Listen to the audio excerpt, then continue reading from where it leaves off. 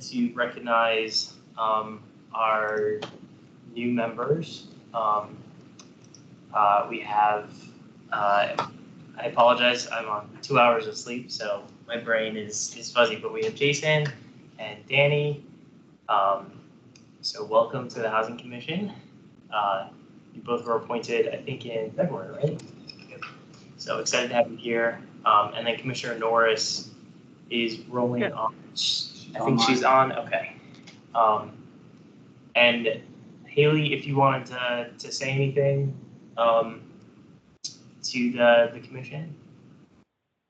Yeah, thank you. And I won't be long. I'm not on your agenda, but I just wanted to say thank you to all of you, to county staff. I've been on the commission. I'm honestly not entirely sure. I think it's been about 6 or 7 years at this point, and I just have learned so much from every member of this commission, from previous commissions. So thank you all for the opportunity to learn from you, and thank you for your passion for serving Arlington. So excited to see what the commission continues to do, but I appreciate the chance to say that. Thank you. Thank you, Haley. It's been an honor to serve with you, and we definitely appreciate it, and we hope that you'll continue to join us at meetings from time to time, because we all know how fun they are, and at least helping out your colleague as he adjusts to life on the Housing Commission. So thank you. Thank you. With that, turning back to our agenda, do we have any public comment? We have Alice Hogan, but I don't see her on. Alice, are you on? I am, thank you. Good evening, can you hear me okay? Yes. Okay, thanks. I just wanted to make a couple of comments. I hadn't heard, I should introduce myself. I'm Alice Hogan. I work with the Alliance for Housing Solutions, which is merging with NVAHA, the Northern Virginia Affordable Housing Alliance. So we are a joint nonprofit here in the Northern Virginia region, and we work on affordable housing policy development, advocacy, public education, and I especially work in Arlington. So I actually spent over a decade on the Housing Commission myself, and it's a wonderful body. So thank you all for your service. You'll probably see a lot of me. This evening, I just wanted to bring up a couple things during public comment.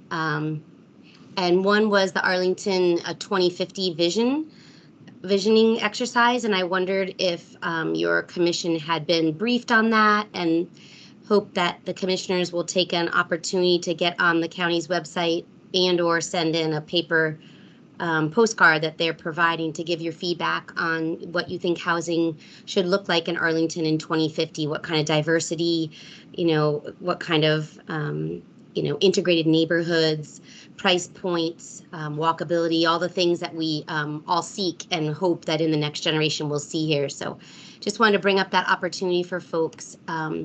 I also wanted to mention that Crystal House 6, an APA property, is going before the county board on March the 12th for a special meeting. And I didn't know if your commission was aware of that, or if you all plan to either speak or send any commentary about it.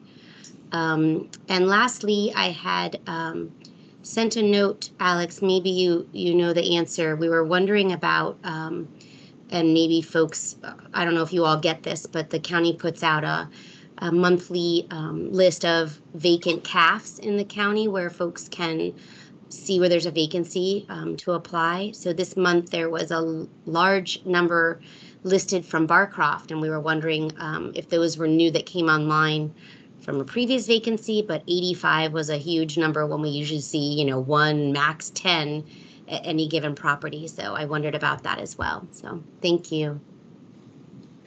Thank you, Alice. Does staff have any response to Alice's last question? I do not have the answer to that, unless, let's see, is that Anne? I thought I saw Anne. If Anne knows the answer to that, otherwise I can ask Melissa, who's the Barcroft housing lead, on that and get back to you about the vacant number there. But I can get back to you on that, Alice, and obviously inform the commission on that as well. Sure, thank you. Great, thanks, Alice. So, and I guess just responding to your question about the 2050 visioning process. Alex, are the commissions going to have a formal role in that? I know people were invited to attend the visioning session, but I haven't heard. I don't believe we've been contacted about that, but I can look into that and see if that's something that commissions are. Okay.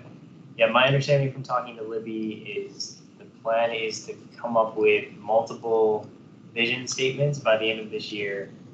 Next year, have the community identify which of the vision statements there's agreement on, and then following that, then the county would start sort of like a strategic planning implementation process. But I don't know anything more specific than that. So hopefully that helps, Alice. I'm not sure that it did. But next on our agenda, we have approval of notes. There were two comments that I had, Alex, just that we ended up amending our votes for goodwill to include the revitalization designation, because we didn't originally include that in the motion. So I think just adding that in, Sure. amended the motion. Different. Yeah. Different action. Okay. And the other one is Doris with a comment. on the annual work plan. You have comment about introduce the annual report, view the annual report here. I think it should be the Well, okay. Yeah. I think that's all I had. Any other changes or edits from the commission? This is Doris. Hey, Doris. Hi, I was present at the meeting, for the meeting notes. Doris. I'm sorry, I couldn't really hear what you said. Oh. She's a liaison. I think we typically do include Doris in the notes when she attends.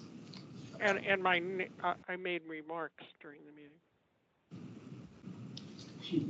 She made remarks, yeah. You're in the notes, but you're not on the attendance at the top. Yep. Okay, yeah, we can add in Doris. Any other changes?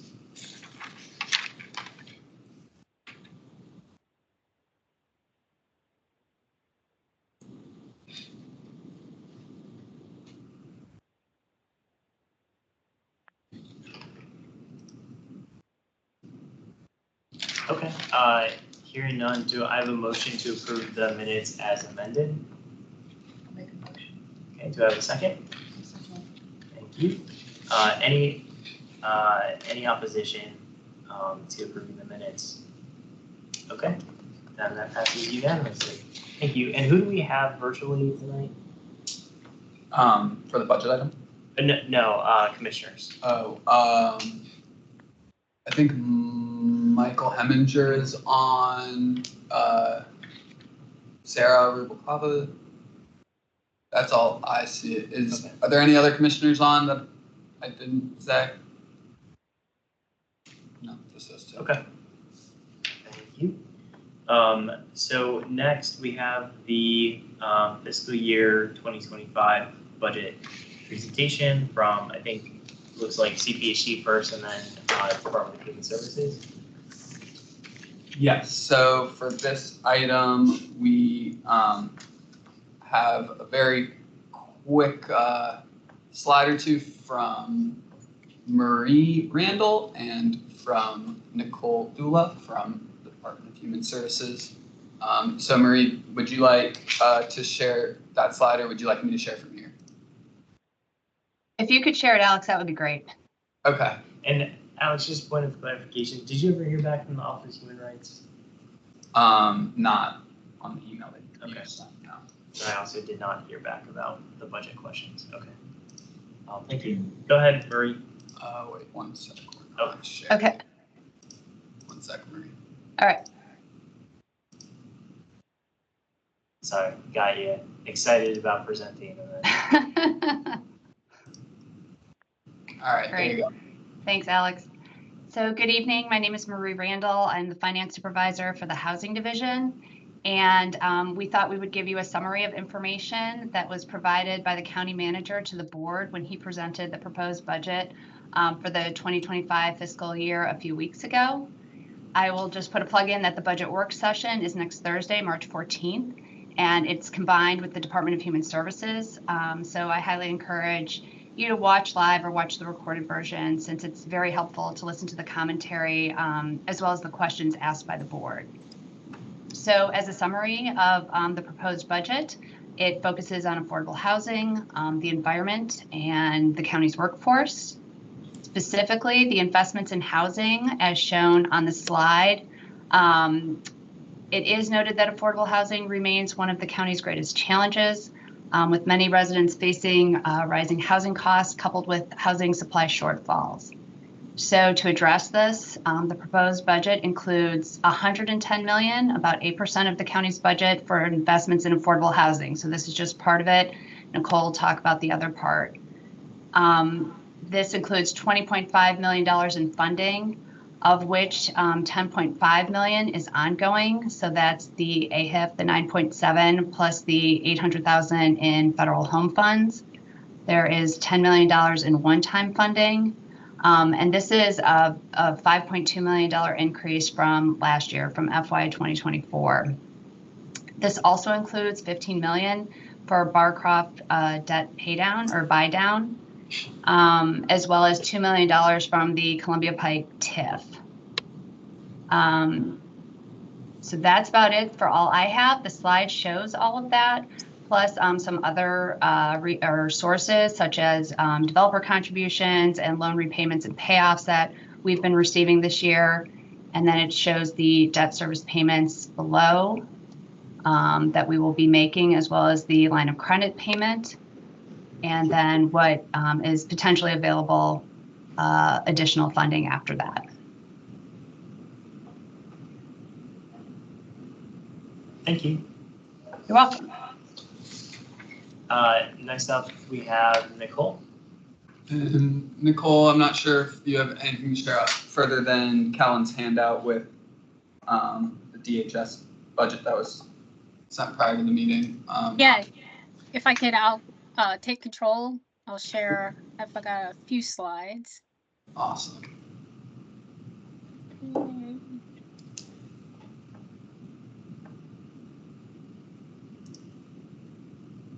Making sure everyone can see those. Yep.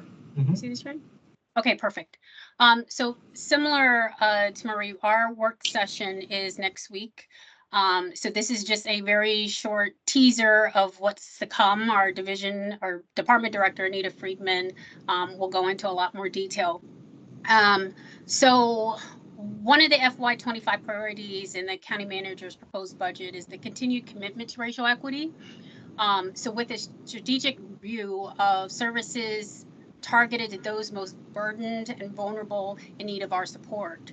So of that $110 million of the overall proposed budget is in direct housing investment, with an emphasis on stabilizing Arlington households, improving housing conditions. And these investments do largely serve our BIPOC neighbors and residents. Our largest locally funded housing program, Housing Grants, is included. So there's an ongoing commitment to support the county's program, directly serving seniors that are 65 and older, our working families with minor children, and our disabled residents. You're going to hear a lot more about Housing Grants in the next item on the agenda. There is $3.1 million that has been added to the FY25 budget as an ongoing supplemental to total the Housing Grants base budget of now $15 million. 97% of our participants reside in CAPS, so we continue to serve the most vulnerable that are at the lower income spectrum, where they are 88% have incomes less than 30% of the area median income. Our average projected grant for FY25 price point is around $760. We are anticipating a continual increase in the program as we'll continue to adjust our maximum allowable rents, which I'll show you on the next slide. So as the housing grant program continues to grow in terms of participation, we need the additional staffing to support the work. It's an open program, applications flow in daily. So there's also been an added of 2 FTE housing specialists that have been added in the proposed budget. And then here's the maximum allowable rents. For those of you who have been along the housing grant trail for a number of years, there was a point in time where our maximum allowable rents were pretty much static for 10 years. This county manager has made a commitment to continue to increase the index point for the maximum allowable rents in the program so that the grants can remain competitive with the market. So we will, baked into that 15 million is also an increase of our MARS up to the 60% area median income. Next slide here is just also our housing choice voucher program. Arlington County is recognized by HUD as a public housing authority. So we administer federally funded rental assistance vouchers. This program is a major contributor in providing a housing subsidy resource and opportunities to Arlingtons that are also lower income. Not only in Arlington, but also this program stretches beyond our jurisdictions. So in FY25, we do project the average subsidy will be $1,335. The actual cost to run the housing choice voucher program in terms of just financial, the rental assistance is over $24.4 million. And continued commitment to serving our most vulnerable, the Housing Choice Voucher Program does mandate that the program admit 75% of participants have to be at 30% area median income and below. So again, this is a critical resource that we are able to continue to grow and provide in the community. And you'll hear more about permanent supportive housing.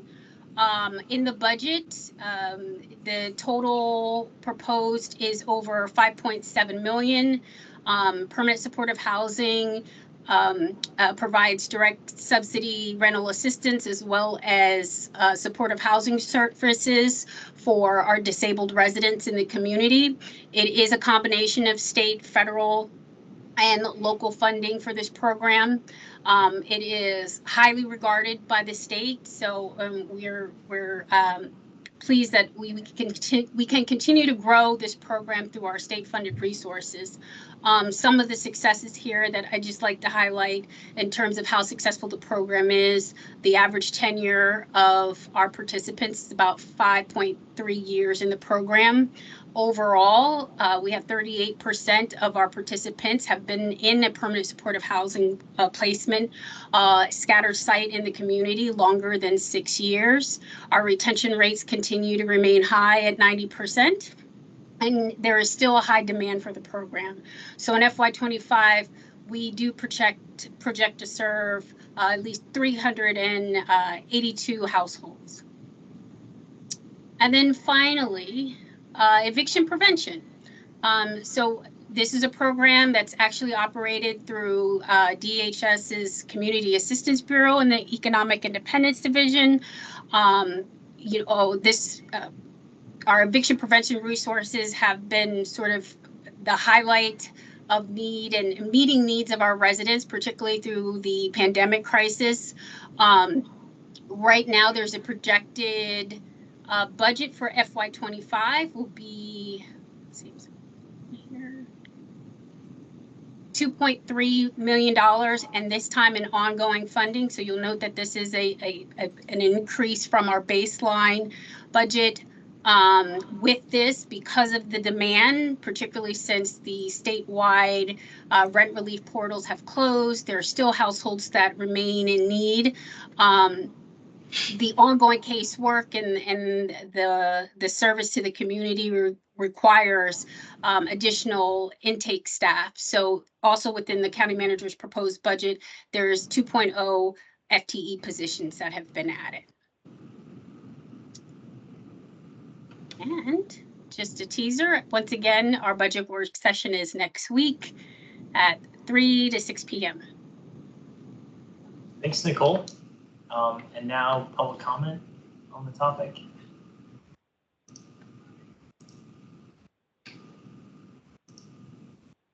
Alice, you're up. Good evening, me again. Thank you, staff, for the presentation. I mean, I guess we would say overall, it's a very good budget for housing this year. I feel really lucky. And it's wonderful to see that staff at the highest levels really realize the priority this needs to be to keep people housed who are still bouncing back from COVID.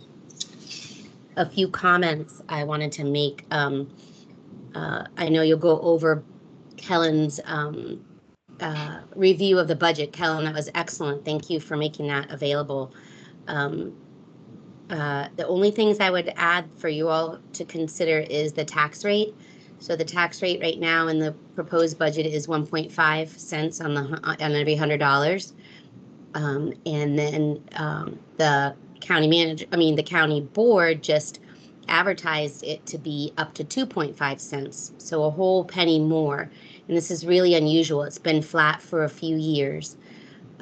So, maybe something for you all to consider. What could happen with that extra penny is that could be the basis for finally, identifying and securing permanent funding source for the AHIF, Affordable Housing Investment Fund, where every year we're watching the budget and waiting to see what will be the ongoing and what will be the one-time funds and then any leftover ones. And we're, getting it all together and hoping it's enough for that year.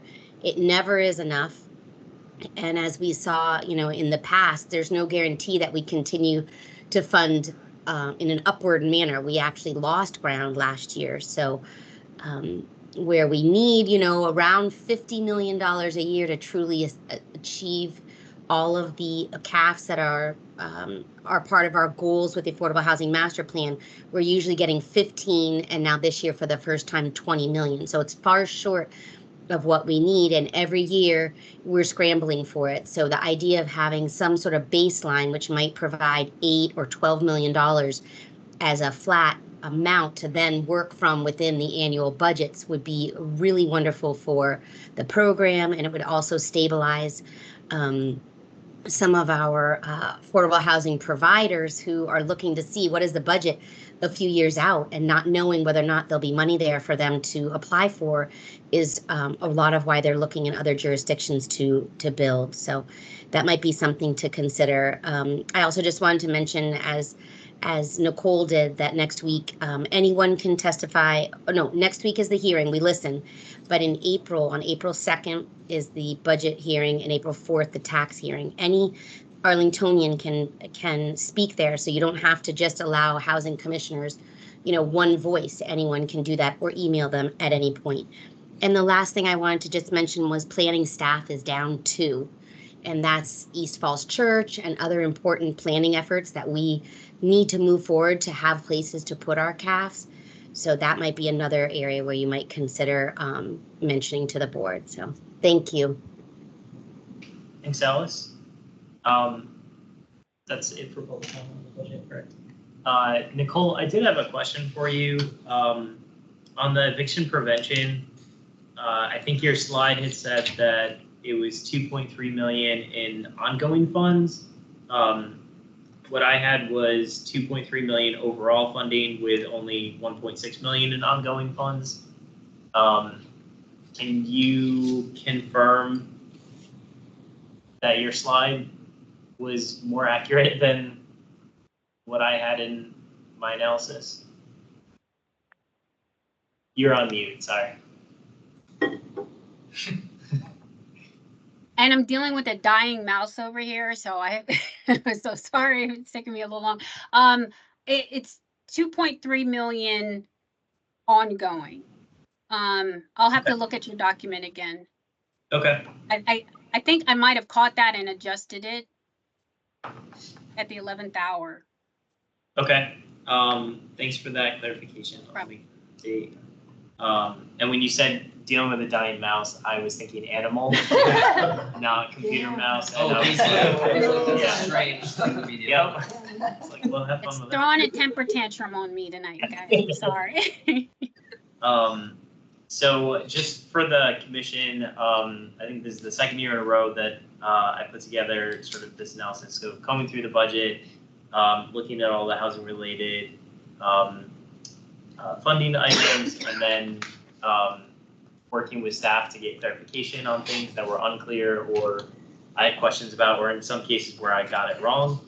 So I do want to thank Nicole and staff for being responsive and meeting with me and sending me back feedback to make sure this was as accurate as it could be, although we see that there's still a thing that I missed. But I wanted to give folks sort of that historical analysis too, of looking at the last 2 fiscal years in comparison to the proposed funding levels for FY25, as well as some additional information about like either how the funds would be used or some context around that.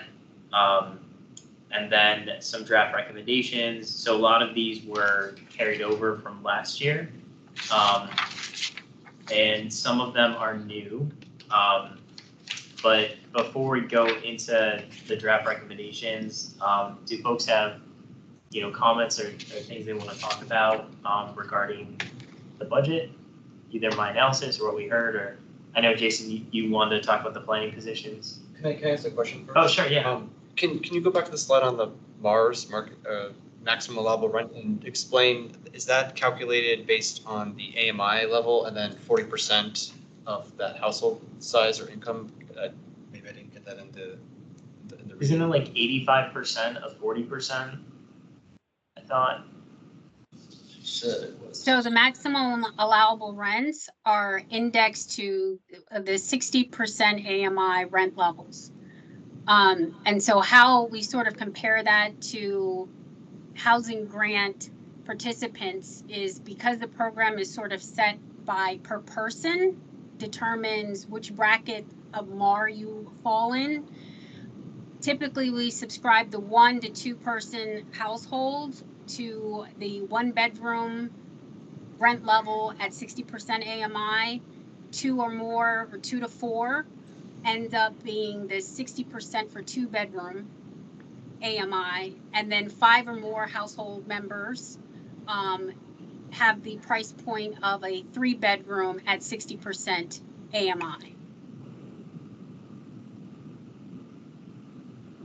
Thank you. And Nicole, what was the 85% of the percent of AMI? I know I was reading that in the housing grant study, and I'm trying to. So that's actually the income threshold. So in the code for housing grant, we are to serve residents that are at 85% of the 50% area median income level. And so that broken down by household size, you generate a maximum income threshold for participants. So instead of serving 50% at participants that make at 50% AMI or below, it's really 85% at that 50 number and below. Okay. So it's, why it's complicated, Yeah. but somebody has to do that math every year. The AMI changes. So imagine how my staff do. Other questions? I don't know if you have the answer to this, but on the eviction prevention, do you have any idea how many households we're serving or we're expected to serve in FY25 with this 2.3 million? I don't have that on hand, but I know next week they will. Okay. Thanks. Other questions? I just want to say thank you for putting this together. Of course. I was actually looking forward to it. One of those weird nerdy things that like, oh, the manager's budget is out. And it's for anyone who's come through, it's interesting because it's a very political document versus just a financial document, right? Like it's every year different things are emphasized. Some things are dropped out of it depending on what the manager wants to, emphasize to the public or de-emphasize by not including that information. Yeah, oftentimes you have to comb through previous ones to figure out like how things have actually changed. I think that was especially true last year, where I think the proposed budget tried to appear very rosy with housing funding when it was actually cutting funding. But it was like, oh, this is this percentage of county funds, but it was a smaller percentage than prior years, but it didn't say that in the document. Yeah, it's interesting to go through and see how the county's trying to portray what they're doing, and then marry that up to what they've done in the past and what the impacts might be. But again, very appreciative of staff for answering questions and helping to clarify. An area that I wasn't able to get more clarification was the Office of Human Rights and their budget. So I don't know how much of their proposed 968,000 is actually related to the fair housing enforcement that they do. I haven't heard back from them yet. And I know separately the document says that there's 46,000 for fair housing. And I think CPHC was able to track down that that's part of the Office of the Human Rights budget. I just have no idea what that money's for. And haven't been able to figure that out. It's similar to like about 50,000 is what they would allocate for fair housing testing in the past, but the county hasn't done that since 2019. And they had money in the budget last year that they called fair housing, but it looks like it wasn't spent and it was removed from the budget. It was like a cost saving or something this year. So yeah, it's just unclear what's happening there, and hoping to get some clarification. If we're actually going to do fair housing testing at some point in the future. I know it's a goal of the fair housing plan that the board approved last year, as well as expanding the fair housing testing, which is why it's one of the recommendations that I have. But it was not clear from the budget document what actually or proposed to happen for this year. It was good to see that for CAP inspections. So for those who were following the Serrano situation, this is one of the things that came out of that, is having CPHD do inspections of, I think, is it at least like 10% of CAF units every year, and starting with like the oldest ones, I believe. So that happened 2 years in a row. And this year, it looks like that's been rolled into ongoing funding instead of just one-time funding. So hopefully that will continue, because that is one of the commitments that the county made to ensuring that their existing affordable housing stock meets I'm trying to think of the name of HUD's standards, housing Quality standards. There we go, housing quality standards.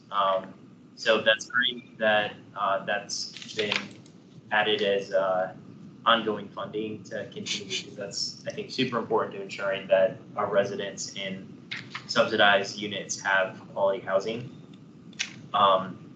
Then I think looking at AHIP, it is nice to see that there's an increase over last year. I think last year was a little bit confusing because AHIP was actually less than I thought it was. I thought it was 20 million or 20.5 million, but it turns out only 15.3 million was included ultimately in AHIP. The rest just came from the Columbia Pike TIF balance, which is a separate, pot of money.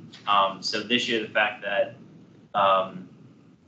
20 million is being allocated up front by the manager, because if people remember last year, I think only like 9 million was proposed by the manager, and then the board had to add additional funding.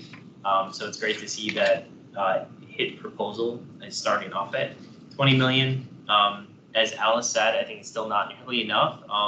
And from talking to staff, it looks like all of that money is already spoken for with existing projects. So again, unless something changes, the notice of funding availability for FY 2025 is not going to happen again, just like it hasn't happened for the last 2 years, which means new projects aren't going to get AHIP funding. Which is unfortunate because that's, I think Alice had mentioned that a lot of the affordable housing developers are looking elsewhere to see where they can get that sort of last mile funding to help them move forward with affordable housing developments. And if Arlington's not able to offer that, it just means we're going to have less affordable housing that's constructed. I'm trying to think if there are other things that stood out to me. Obviously, the housing grants, very happy to see that number's going up, and that they're adding two additional FTEs to help with the housing grants program. It's different than the number of staff that the study said was needed, which I think was 3 or 4. But it's good to see that at least 2 are being proposed. And part of me wishes that the order of the agenda was reversed here, that the housing grant study came first, so that we could look at all those recommendations and priorities listed in the document before we make a decision on the budget and what we think should happen, because there's, I think, a lot of other things in there that all have price tags associated with them that are not included in this budget. But for those who've had a chance to look at that document, we can still talk about and make recommendations. We just won't have the benefit of the presentation until after this. The thing that also kind of stood out for me was the homelessness services budget. I don't think was significantly, and Nicole, can you clarify, is this significantly more or about the same as last year? I don't actually have it listed what the previous fiscal year spending was for homelessness services.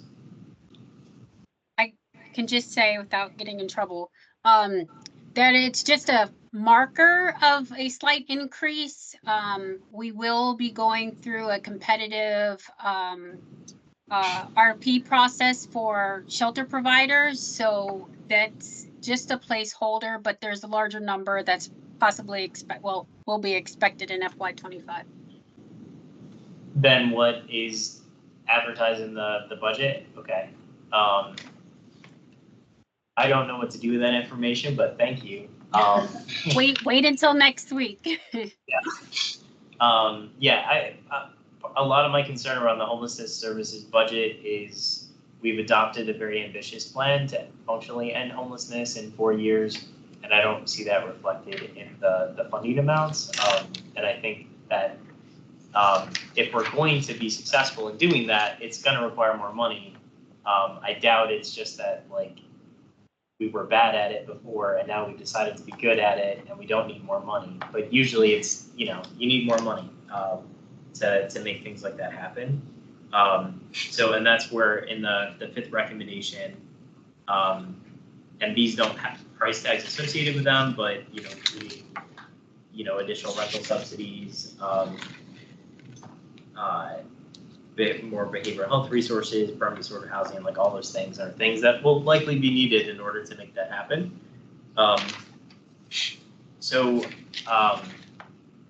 Do we want to talk about the recommendations, or do people have more comments, questions related to the budgetary items? Just another question. Yeah. For the housing choice vouchers, is that based on formula funds to Arlington, or how does that get? How do we know how much money we're getting from federal government to administer that?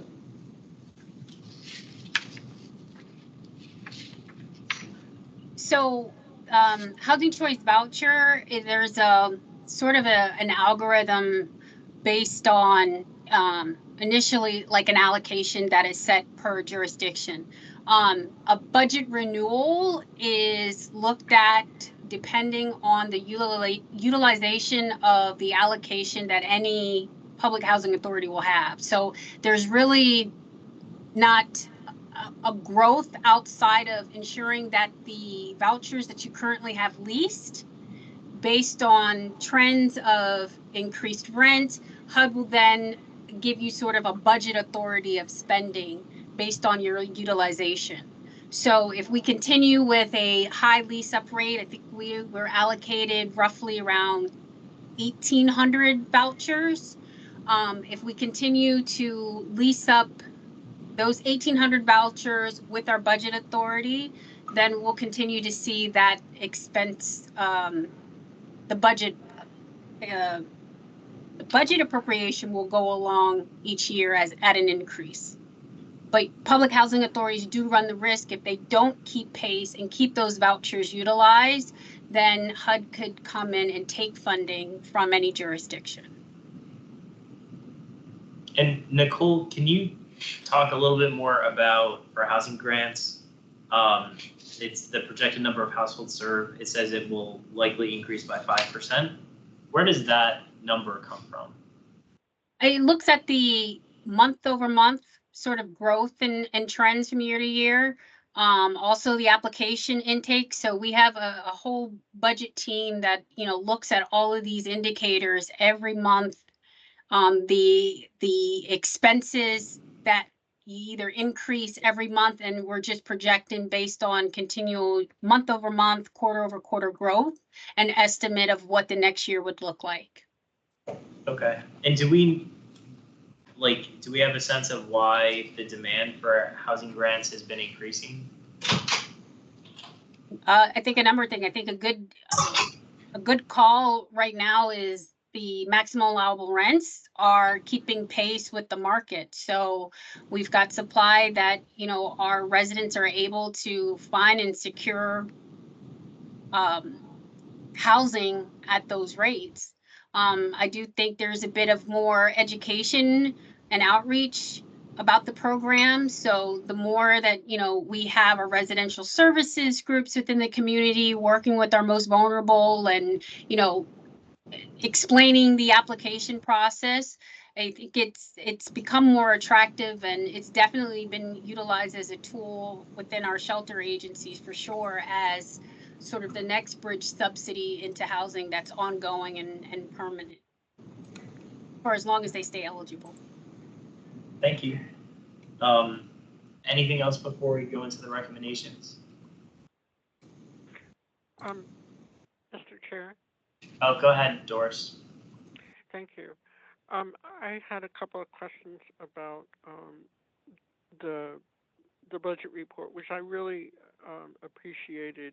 But at the beginning, I want to say that I really appreciated the list that you provided of potential budget priorities coming from the Housing Commission, and I sincerely believe that the Disability Commission will be prepared. I'm going to share this information, but will be prepared to speak in support of those budget priorities that are coming from the Housing Commission, those or whatever you adopt tonight. But we really appreciated your list, especially the list regarding fair housing and monies for the Office on Human Rights, but also for testing and other enforcement, and then also the fair housing equity plan. And Doris, sorry, you're very quiet. Is there any way that you're able to either move closer to a mic or be a little bit louder? I don't know that. Oh yeah, I'm sorry. It's my fault, I guess. Can you hear me better? Yes. Okay. So what I'm saying is, when I have the comment that I read the document on the budget and also your recommendations or staff or your recommendations on positions that the Housing Commission will take on the budget, and I believe I will share it with my commission, that we would like to be supporting those recommendations in our testimonies and our participation in next week's meeting. And then also, however, I have a couple of questions. One is with regard to housing choice vouchers.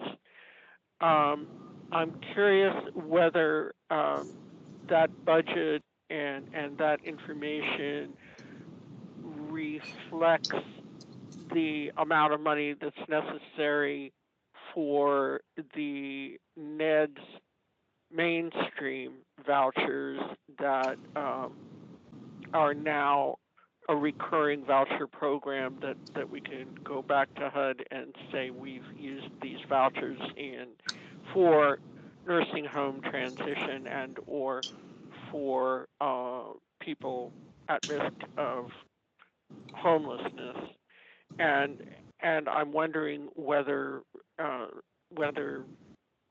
that's included in all the calculations with the housing choice voucher, or whether it's a separate, calculation that you all are doing, or whether there's no money necessary from the local level. Nicole? All our specialized vouchers are included in that 24.4 million. Is there what? I'm sorry. So the mainstream vouchers are Right. included in the total presentation that I did today, as Including well as the NEDS vouchers as well. correct. Yeah.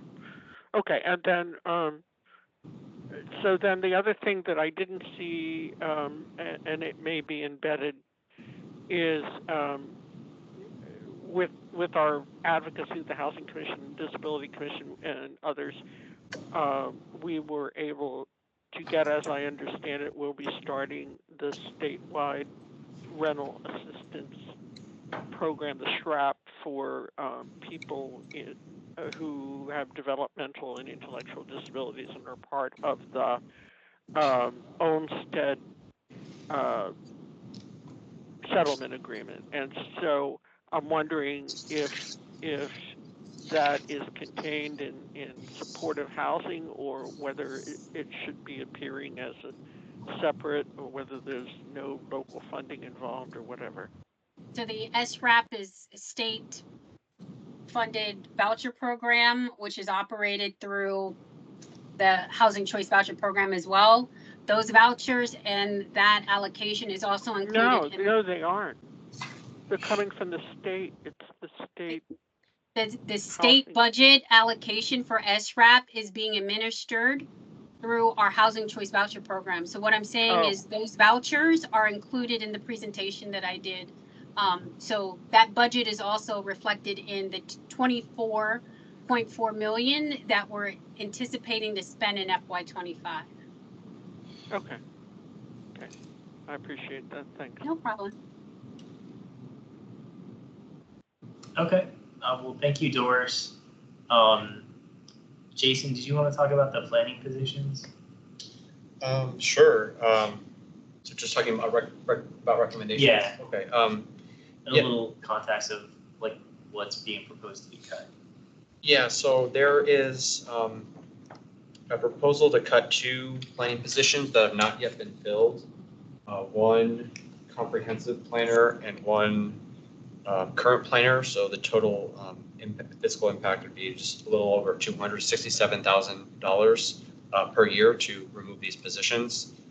And I was just looking at the production of CAFs every year, and I think this year in the budget actually it wasn't as low as I thought but it's still only the FY 2025 total CAF production is 494, which is higher than FY 2024 estimate, which is 142, but lower than the previous couple of years. And I think this wouldn't have a direct impact hiring these planners to do some of the studies that are coming up, which the county has prioritized, like 4.1 administration regulation update, special web study refinements, and landscape standards update, and a variety of other priorities. But in terms of CAFs, like in hearing the percentage of people in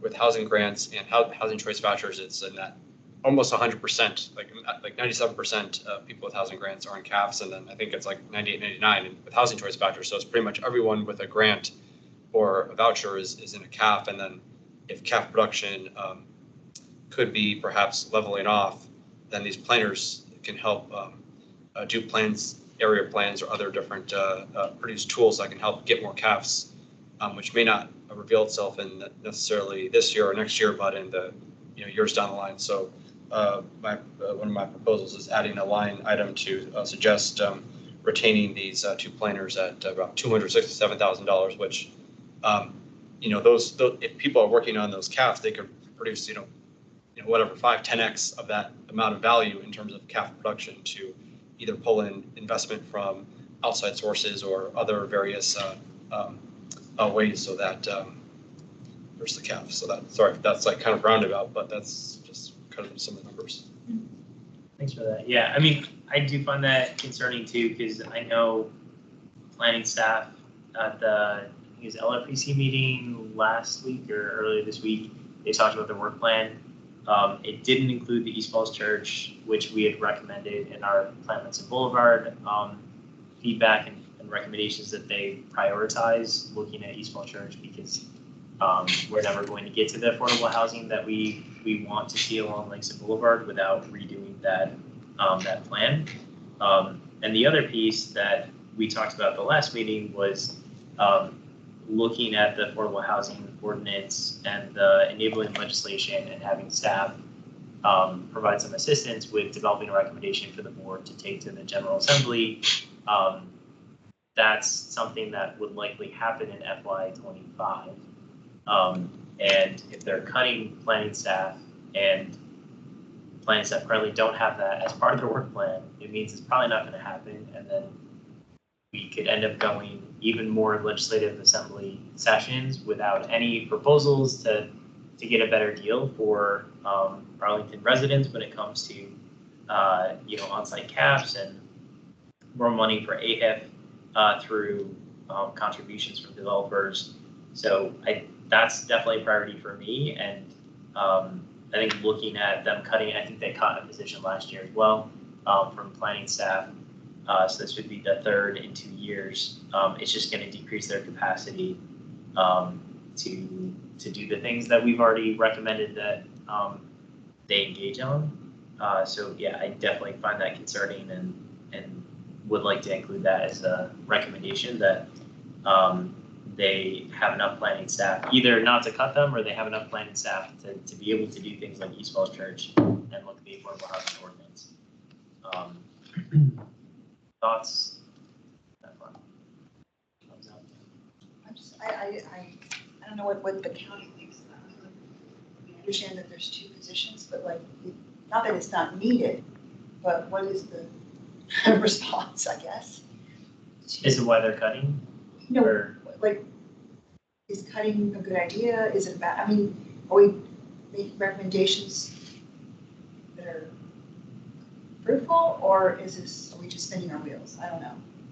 I mean, they're going to listen to some of what we say, maybe, and not listen to a lot of what we say. I mean, we've been asking for some of these things, like a deputy director position for the housing division at CPHC for several years. And every year when I talk to the county board about it, it's, not this year, but next year. Next year, I think we can do it. And then next year, there's always a good reason that they have for why we can't do it this year. And next year is going to be the year. But what I've seen is that a lot of these things, that eventually one of the years they actually do things like that. If we put it in there, it might eventually happen. 5 years down. Yeah. It might actually happen. I feel like it becomes part of the Conversation. yes, around like, oh, what are housing needs? Well, they keep asking for that position, so that's something we should think about. And then someday someone will be like, let's do it. I also feel like cutting these positions, it's what, 260K you said, which is not a lot of money. and it does have a significant impact on the capacity of staff, because one of the things that we consistently hear in these meetings, and I think in planning meetings as well, is staff saying we don't have the capacity to do that. We don't. It's not the work plan because we don't have enough resources to do this. And so I do think it is important for us to keep reminding the county board that staff is important to have, because we can't do the things that we want. And one of the things that I see too is we have made a lot of progress working with staff to come up with these great strategies and plans. And then on the implementation side, it's a struggle to actually be able to implement them because they don't have the resources to do it. And I think staff really wants to be able to do as much as they can, and they want to put it in the plan because they agree this is a good idea. But then at the end of the day, they have to sort of ration their resources. And so I think when it comes to both planning and housing division, we need more staff. Like, we just don't have the capacity. And as much as the county board has told me they don't want to hear us specifically ask for more staffing, because that's the county manager's job to tell them how much staffing is needed. They tell the county manager what needs to get done, and he tells them whether he has enough staff to do it. But clearly that process is somewhat broken because they'll approve the plans and the manager says, yes, we have enough staff to execute the plan. And then we talk to staff and they say, we don't have the resources to do that. So there's a disconnect. And part of that is politics. But I think it's important for us to continue pushing for, these are the staff that we think need to be in the county in order to move forward with these plans and strategies that are a good idea and are going to help people. With these planning staff, like too, with them being vacant, my understanding is generally they're vacant for a reason. So when people leave, the manager's office will kind of say, like, why don't you not fill that position, because we may want to chop that in the budget for next year if it's looking tight. So it's not like they're not needed. It's more so someone left and they're unable to fill them currently because it's already been pre-identified as a position to be cut. So that's why it's job announcement and for the same position over and over. It expired, we go back on there and it's back there again. That I don't know. Okay. So like, I've known several people who applied for Arlington jobs, never got a call back, never heard anything, and then go back there like a month later and the job is like reposted, and it's like, what is this cat and mouse game that you're playing? Either you need it or you don't. So that's probably a problem. Yeah, that's probably a good question for whoever does HR for the county. Yeah. Who that is, and I've never talked to that person, but or people. But yeah, and I can't say whether that's tied specifically to an instance like this, but that is just my understanding. I can't speak for the manager and exactly how those decisions are made, but that is just my understanding of, like, the manager's office is always thinking about the next budget cycle and kind of like, based on revenue projections, do we think we might have to cut? Okay, position just became vacant. Why don't we freeze that position so that we can hold it? Because they don't want to lay people off. So it's much easier to just keep something vacant if someone is left. Go for it, I guess. So I guess just looking at the recommendations then, the first one around AHIF. So I know this is like a historic amount, 20.5 million that they're proposing. And we heard from Alice from Alliance for Housing Solutions, and this number has been around for years, that about 50 million is what they would need to do to actually meet our affordable housing master plan goals. I think asking for 30 million, yes. Then 50 million, I don't necessarily think that they're going to turn around and give us 30 million, but I think we should continue to remind them that this is still not enough. It's great that we're at 20.5 million. That's really important, but it's still a fraction of what we need if we're going to meet the goals that we've already agreed to, which is another example of county sets these very ambitious goals, but doesn't back it up with the resources to actually follow through with them, which is not unique. But and then the next one, provide adequate funding for the implementation of the CAP strategies document and our report.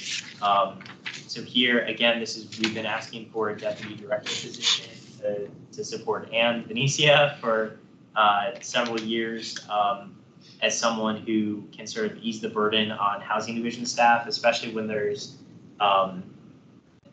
a lot of the things that we've been working on, like the Fair Housing Plan and the CAP strategies document. Like there's a lot of research and efforts that have to go into just managing these new initiatives that we've been able to work with staff to identify as needs and priorities. But the housing division staff already have full-time jobs doing other things, so it's difficult for them to add more things on their plate. So having another position and someone who can help do some of that work, I continue to think is very important.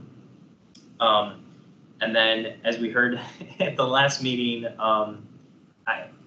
that staff doesn't have the capacity to really support the formation and maintenance of resident councils at all the CAP properties. So that was one of the recommendations from our Serrano report, was that the county come up with a way to encourage and support the formation of these resident councils. I don't think in this case it needs to be like staff positions. I think giving more money to Bugata as part of their contract, or to other nonprofits who can work directly with residents at these properties and help organize them into resident councils, do leadership training, like all those things.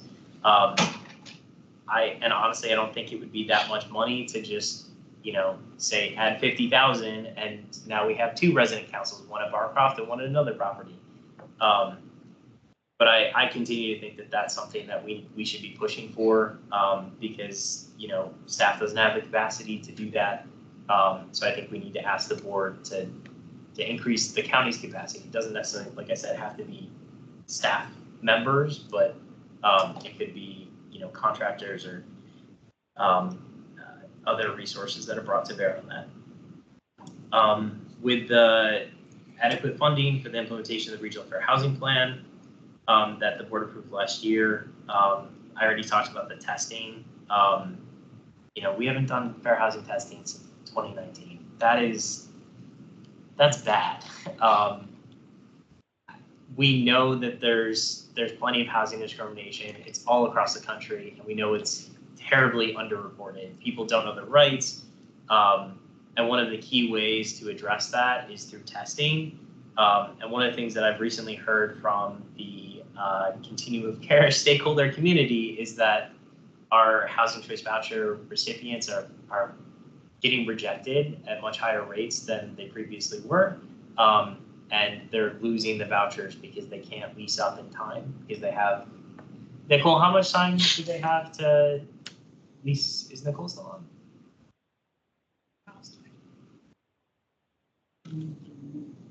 We lost Nicole. I'm here. Oh, I'm here. she's still there. 120 days. Okay. We usually issue the voucher, it's 30-day increments. Okay. So within that 120 days, they're not able to find a landlord or property who's willing to rent to them. And so it's really important that the county, like Office of Human Rights, is able to enforce source of funds, which is not technically legal yet in the county. It is in the state, but that's also something very exciting. It's on the board agenda for the March meeting. So I'm super excited that they should be amending the human rights ordinance to include source of funds protection. But one of the key ways to enforce that is through this testing and identifying landlords who are not following the law. And then, yep, that was kind of the next one, specifically focused on the source of funds, because like that one is just it's a challenge, and we see that all over Virginia and in DC, that landlords for a very long time have been used to being able to just say, oh, you have a voucher? No, I don't rent to people with vouchers. And it's a significant shift for them to learn the new law, that they can't do that, and also comply with it. And the best way to ensure compliance is enforcement and having penalties for not complying. So I think that's really important.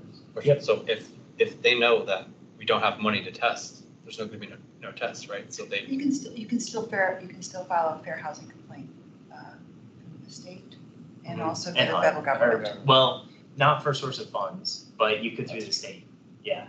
Or you could do, I think, a private action because fair housing law is unique in that you can just sue on your own without having to go through an administrative process.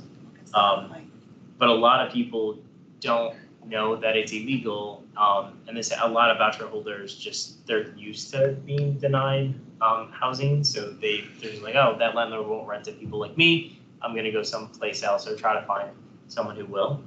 And it's only been illegal in Virginia since I think 2020 is when that took effect.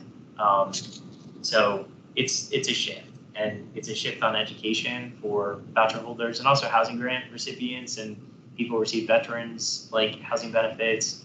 All of those are protected under source of funds. So it's exciting to see that the county is going to amend the human rights ordinance to add that as a protected class so the county staff can start enforcing that. But then we need to step up enforcement because it's a problem. And then the next one, providing funding to modernize the housing grants IT system. Nicole, is that what Yardi is? Is that the name of the system? Yes, it's our Okay. client management system.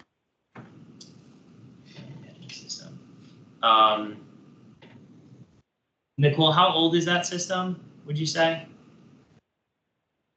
Well, it's fairly new for us. I think we onboarded during the pandemic, I want to say 2021, 2022. So it's a fairly new system. Okay. Are you able to talk about any of the challenges with the system? I mean, I think, like as part of the study that's on the agenda as well, I think that will end up kind of closing the loop on where the additional staffing is missed, because there are some components of that client management system that we have access to turn on. It's just the manpower behind, pushing those portals out to the community. Also structuring things like the housing grant application. We're still paper form. This could be, there's an opportunity to embed that in the client management system, but you need development time, you need development hands to build that. And then you also need to educate and outreach so people know how to use the system. But that's with all of our rental assistance programs and other programs at DHS as well. So would it be better to characterize this rather than funding to modernize the system, like just funding to enhance or improve? Based on, yeah, I think, yes, I think we should make that change so that it's enhance the system. It's recognizing the challenges that were brought up in the housing grant study. That is what I want to say here. And again, these were not necessarily, like, I'm going through my recommendations here. We still are gonna have discussion and vote on whether or not you think that, any of these should move forward or if they all should, or just a portion. So I just wanted to get clarification on some of these and have discussion. And then 5, we kind of already talked about, but provide adequate funding for the implementation of the county's strategic plan to functionally end homelessness in the next 4 years. Anyone have any questions about these items?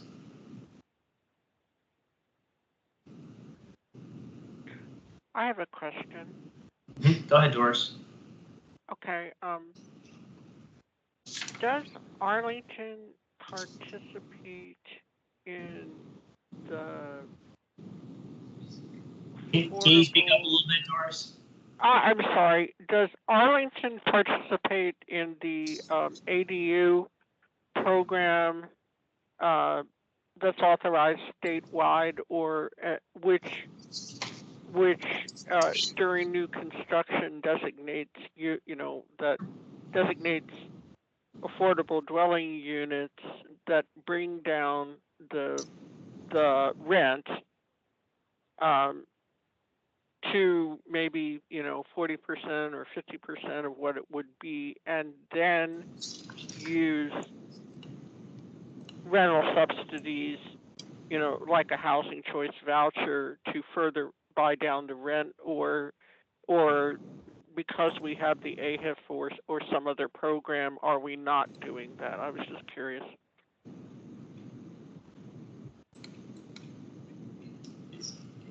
Anne, are you able to answer that? Yeah. I think, Doris, we'll need to get back to you on that. The way that the county government is set up, I believe that we are not participating in that program because of our county manager form of government. This is a very technical legal issue, so I'd like to lean on our attorneys to help answer this. So if it's okay, I think we'll need to get back to you on that question. Yeah, I am just in the last couple of years learning more about that program. I do know that Fairfax County participates. I just wasn't sure.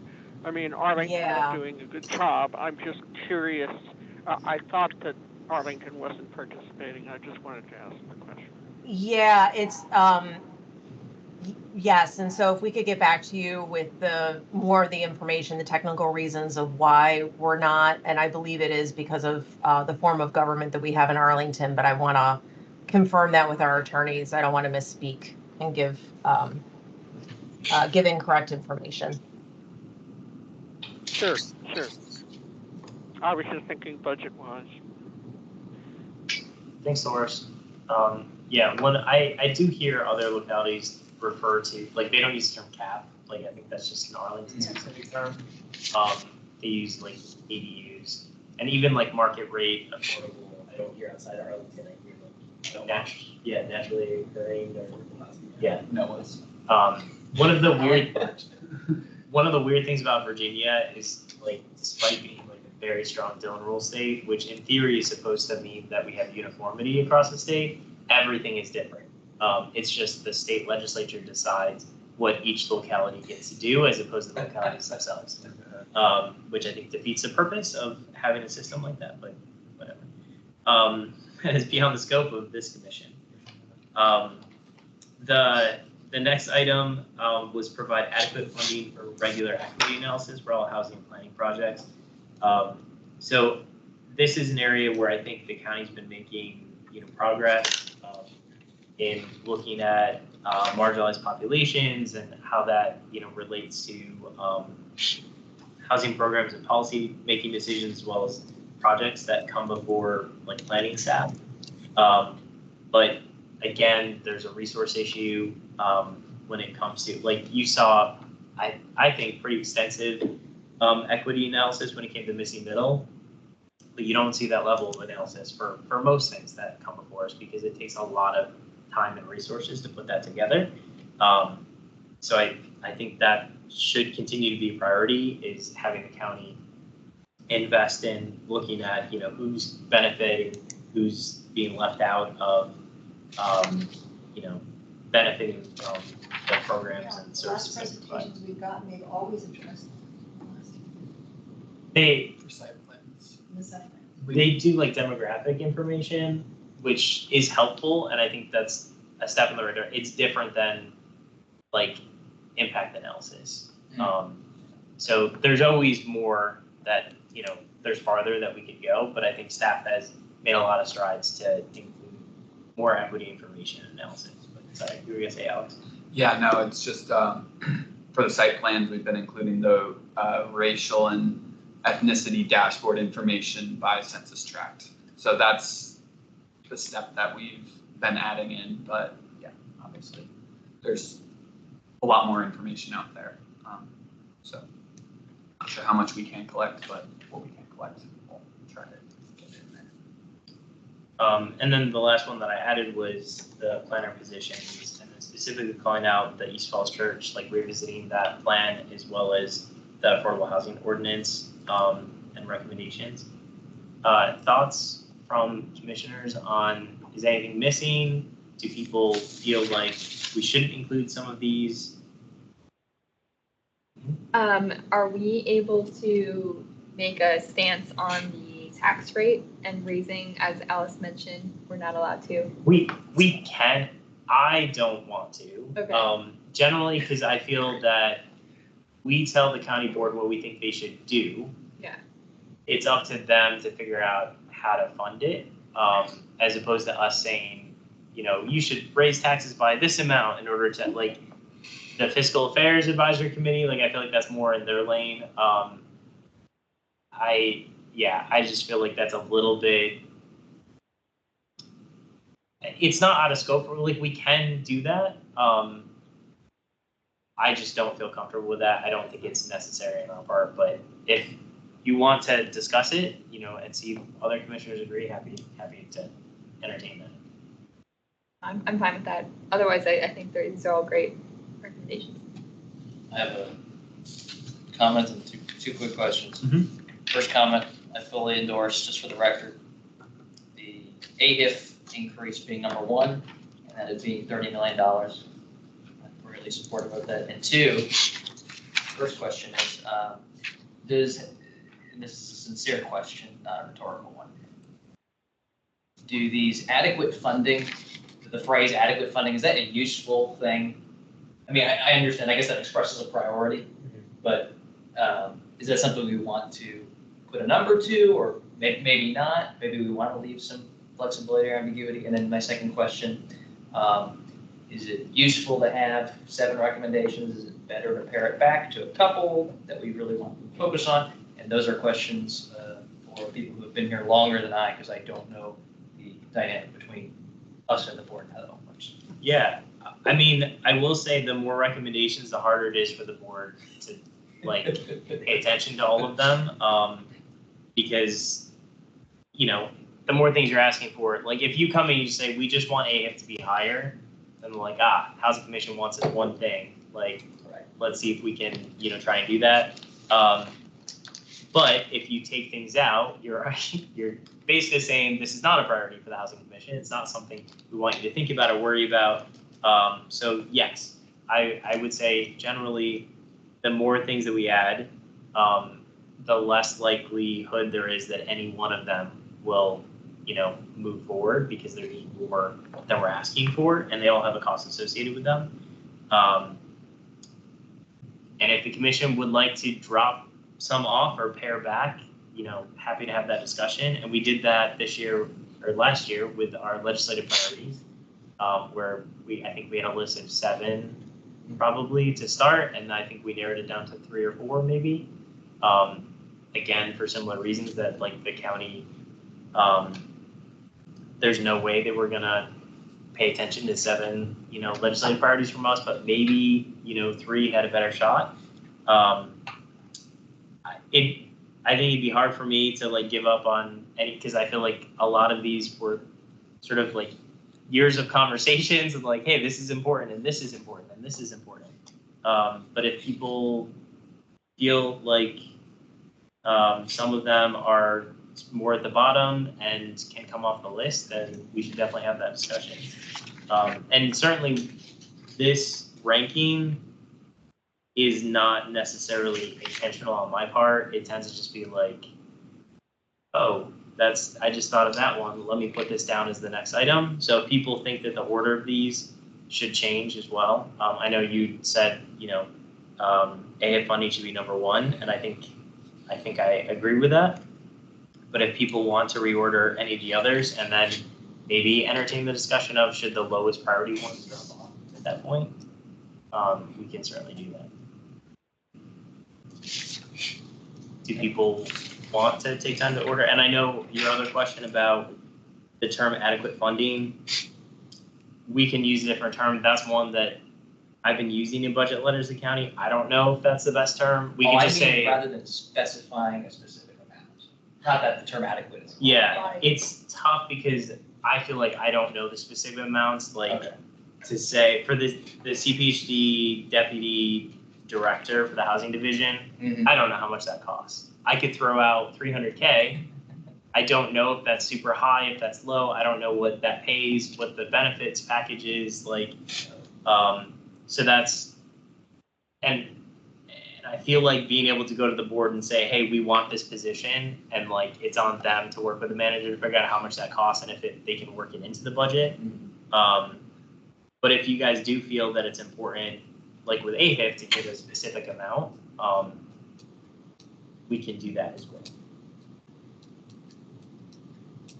Only reason I ask is because, you know, like, do federal budgeting, and at the federal level, if you say that, that means you don't want it. I'm not saying that, so I'm just wondering if that signals something that we don't want it to signal to the board. You know more about this than I do. So if we sincerely do not know how much it costs, I know we're past time here, way past time. So I don't want to prolong this conversation unnecessarily, but I just wanted to raise that as something for consideration. It's fair. I think it's just the amount of work that would go into figuring out like estimates for each of these.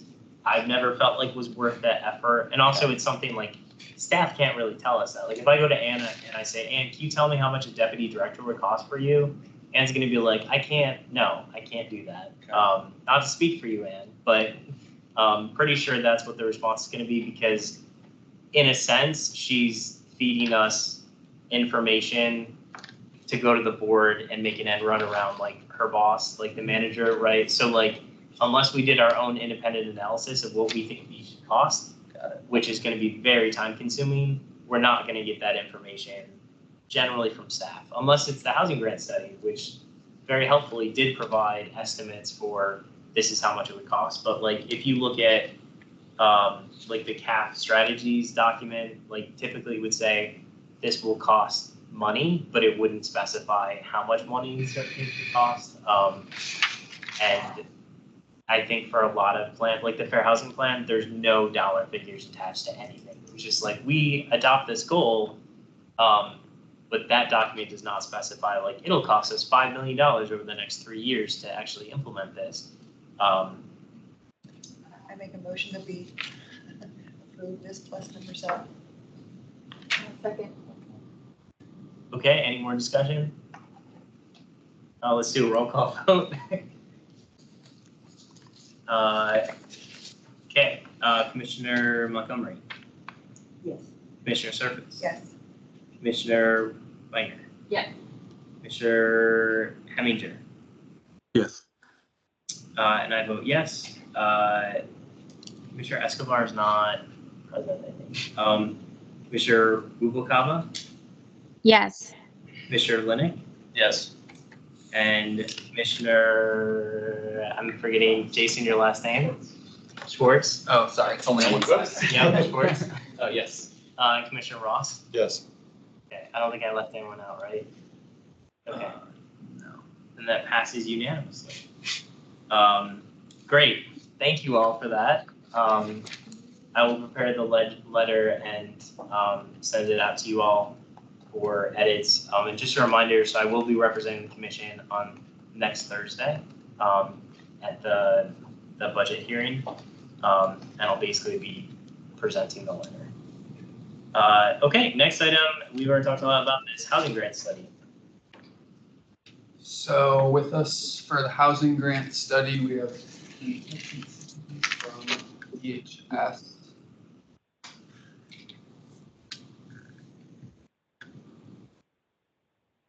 Good afternoon.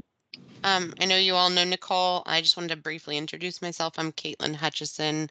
I am Assistant Director for the Department of Human Services, and I work closely with our Housing Assistance Bureau and supported their staff in the housing grant study. So I'll share the presentation, and Nicole will kick us off.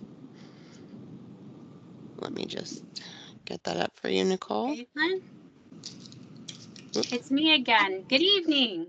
It's Nicole Dula, Housing Assistance Bureau Director. All right, so I told you, I promised more housing grants discussion. So at the direction of the county board, the Department of Human Services conducted a holistic housing grant study to analyze the current program, its legislative origins, and to identify potential gaps in affordable housing needs. This program, since its inception, had never been studied. So these efforts in our review of the program will help determine what action the housing grant program can take moving forward and how the changes to the program might inform the county's current and future budget cycles. So I'm going to start by taking you through a very short tour of the housing grant program history and our trends, and then I'm going to tee it up for the second half of the presentation, which Caitlin will take over and get to the meat of the recommendations. The housing grant program was designed to serve as a critical resource in addressing housing affordability challenges and supporting low-income individuals and family renters with access to affordable housing options that would otherwise be unattainable. The housing grant program is specifically designed to aid targeted groups of low-income households. So that would include seniors that are 65 and older, totally and permanently disabled residents, or individuals that are actively engaged in Arlington County's behavioral health program, and working families with minor children that meet a minimum work hour requirement. DHS has been the administrator of the housing grant program since July of 1991. Originally, the housing grant program sat with the Commissioner of Revenue's office. This program is 100% locally funded, and all of the participating households must have some form of income. Next slide. Okay, so this is a snapshot of our last 5-year budget picture. Ongoing funding is in blue, the one-time funding requests are in orange, and the top gray lines depicts our actual expenditures across this 5-year period. You can see from FY19 to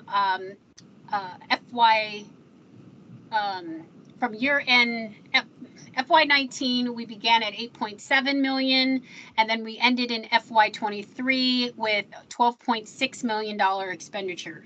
So this is a 44% expenditure growth between those time periods. The trends here really illustrate that the base budget that has been allocated to the housing grant program has not really kept pace with the community needs. And so as I presented earlier, the FY25 county manager's proposed budget now has allocated 15 million in ongoing funds. So our base has been and is proposed for an increase. Also on this chart, there's the COVID effect. So COVID affected the program between FY20 through FY 2022. And this is where we did experience, exponential growth. During this time period, we did have to temporarily modify our program requirements to keep pace, to keep households stabilized during the public emergency of the pandemic. For households that either lost their income during this time and/or could otherwise prove that their income eligibility status prior to the COVID onset would have qualified for the program, we onboarded and kept grants sustained throughout the pandemic. When we began to rebound, we then reinstated all of the original program requirements, such as the work hour requirements. And so that's where you see just a slight dip in FY 2023 from our actual expenditures for households that no longer qualify. And the yellow line of this graph represents our staffing dedicated to the program, starting at 5.9 FTEs in FY19 and where we are now at 7.5. Due to growth in the case volume, as I previously presented, we have onboarded some overstrength positions through the pandemic, but as you can see, our case volumes, and you'll see in the next slide, continue to rise because of the increase of participants in the program continues to grow. Next slide. So this gives you a glimpse of that another glimpse of the 5-year distribution of who we serve. I mentioned we have seniors 65 and older. On average, they represent 31% of our participants. In the orange, residents with disabilities or connected to behavioral health on average represent 42% of our participants. And then working families with minor children on average represent 26% of our participants. And they're in that sort of the gray stack bar. I've already mentioned our maximum allowable rents and how our index continues to grow. But one thing to note of, again, with the increase in the applications, the increase of participants, where this program does differ from Housing Choice Voucher is this is an open program where Housing Choice Voucher, the federal program, can open and close their wait lists and they work off of a stagnant list. My staff are able to take in applications every day, anywhere from 100 to 150 applications that come in monthly and have to be processed within 60 days. So it's a continually growing program. Sorry, next slide. Okay. So as part of the study, we wanted to scourge the earth to see, you know, what other programs like Housing Grant might be out there.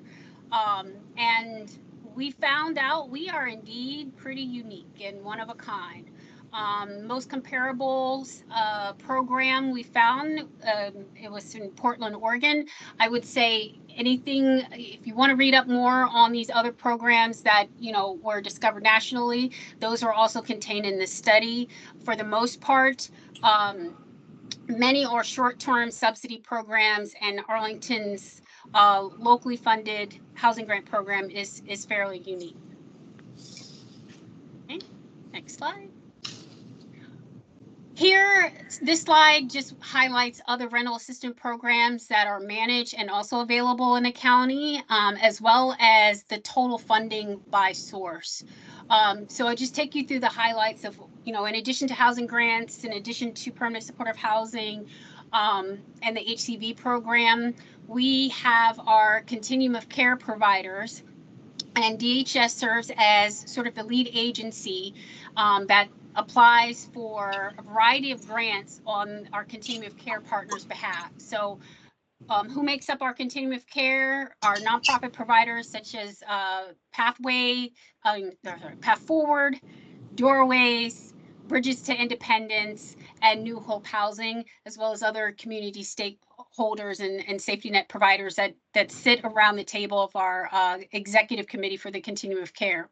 So through our shelter providers, they have access to rental rapid rehousing funding.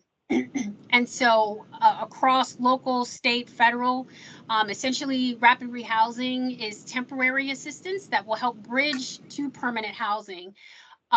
So it's a short-term bridge while applying for other potential longer-term resources, such as the housing grant that could pick up the subsidy where rapid rehousing ends. The continuum of care also operates their own permanent supportive housing rental assistance subsidies. Okay, yeah. So this is an ongoing rental assistance, and it's primarily to support households with disabilities and those that are chronically homeless. I've already covered DHS's permanent supportive housing program for those that are disabled, either seriously mentally ill, have substance disorders, and Housing Choice Voucher we also previously covered. So we can go ahead and go to the next slide. All right. So as I mentioned, the study was birthed under the county manager's recommendation to study the housing grant's purpose, the configuration, and to provide recommendations to the county board. These directives were also codified in the Affordable Housing Master Plan implementation framework. And so developing a proposal on which eligibility should be expanded, and also taking a look at the market rents was called out, as well as identifying the program's effectiveness in meeting the housing needs of our extremely low income households. And I will pass it to Caitlin for the meat of the recommendations in the study. Thanks, Nicole. Sorry for the jumping around. I'm also having mouse issues over here. But just to provide a brief overview of the engagement that was conducted over the life of the housing grant study, in the middle of 2022, the county engaged with a contractor, a consultant, to help conduct focus groups. And between June and August of 2022, there were 9 focus groups conducted that included 46 total participants. And those participants covered current and past participants in the housing grants program, past applicants from the housing grants program as well, and then various stakeholders, including commission representatives and nonprofit partners and advocates in the community as well. Later in 2022, after the focus groups were completed, the contractor also assisted with the completion of a telephone survey, and there were 108 telephone surveys completed amongst current and past participants from the housing grants program, as well as past applicants. And those telephone surveys helped sort of further dive into issues that came up in the focus groups earlier that summer. Following the telephone survey, we had staff conduct internal informational interviews with staff both within DHS and within CPHD. So these were staff that work frequently in some way, shape, or form with the housing grants program. And we had 52 staff from CPHD, and then our Aging and Disability Services Division, Child and Family Services Division, Public Health, Economic Independence, Finance and Information Systems, and Behavioral Health Care. Now we're kind of in the recommendation review phase. We have conducted county board and county manager briefings. We're going to various commissions, starting with the Housing Commission tonight, and we're also gathering some additional community input. And then from there, we will have the final report. So just to provide an overview of the recommendations that were included in the housing grant study, there are 17 total recommendations, and they cover 4 categories: eligibility criteria, staffing, program requirements, and program operations.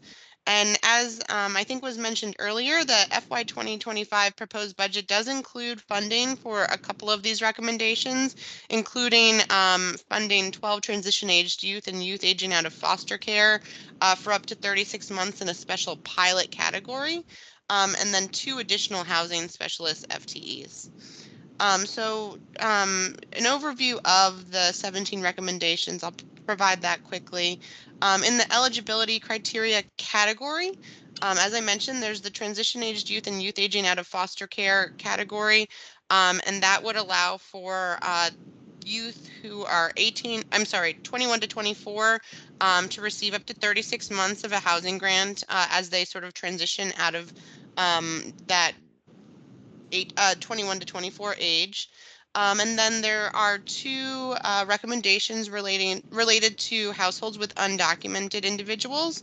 And it's sort of broken into 2 because there are existing households that do have mixed status residents. And so the first of those recommendations recommends sort of making those households whole. At the moment, they receive a prorated housing grants benefit. And then there's a second recommendation related to undocumented households, allowing for up to 50 households to receive a housing grant that are not already receiving it but do have undocumented residents in the household. And then the 4th recommendation under the eligibility criteria category is to expand housing grants eligibility criteria to provide rental assistance to individuals who are under the age of 65 and have a serious mental illness or a chronic substance use disorder diagnosis, even if they're not currently receiving services from the Arlington County Community Services Board. Because as Nicole mentioned earlier, in order to receive a housing grant under this category, currently households do have to be receiving services either through the Arlington County CSB or through one of our partner agencies.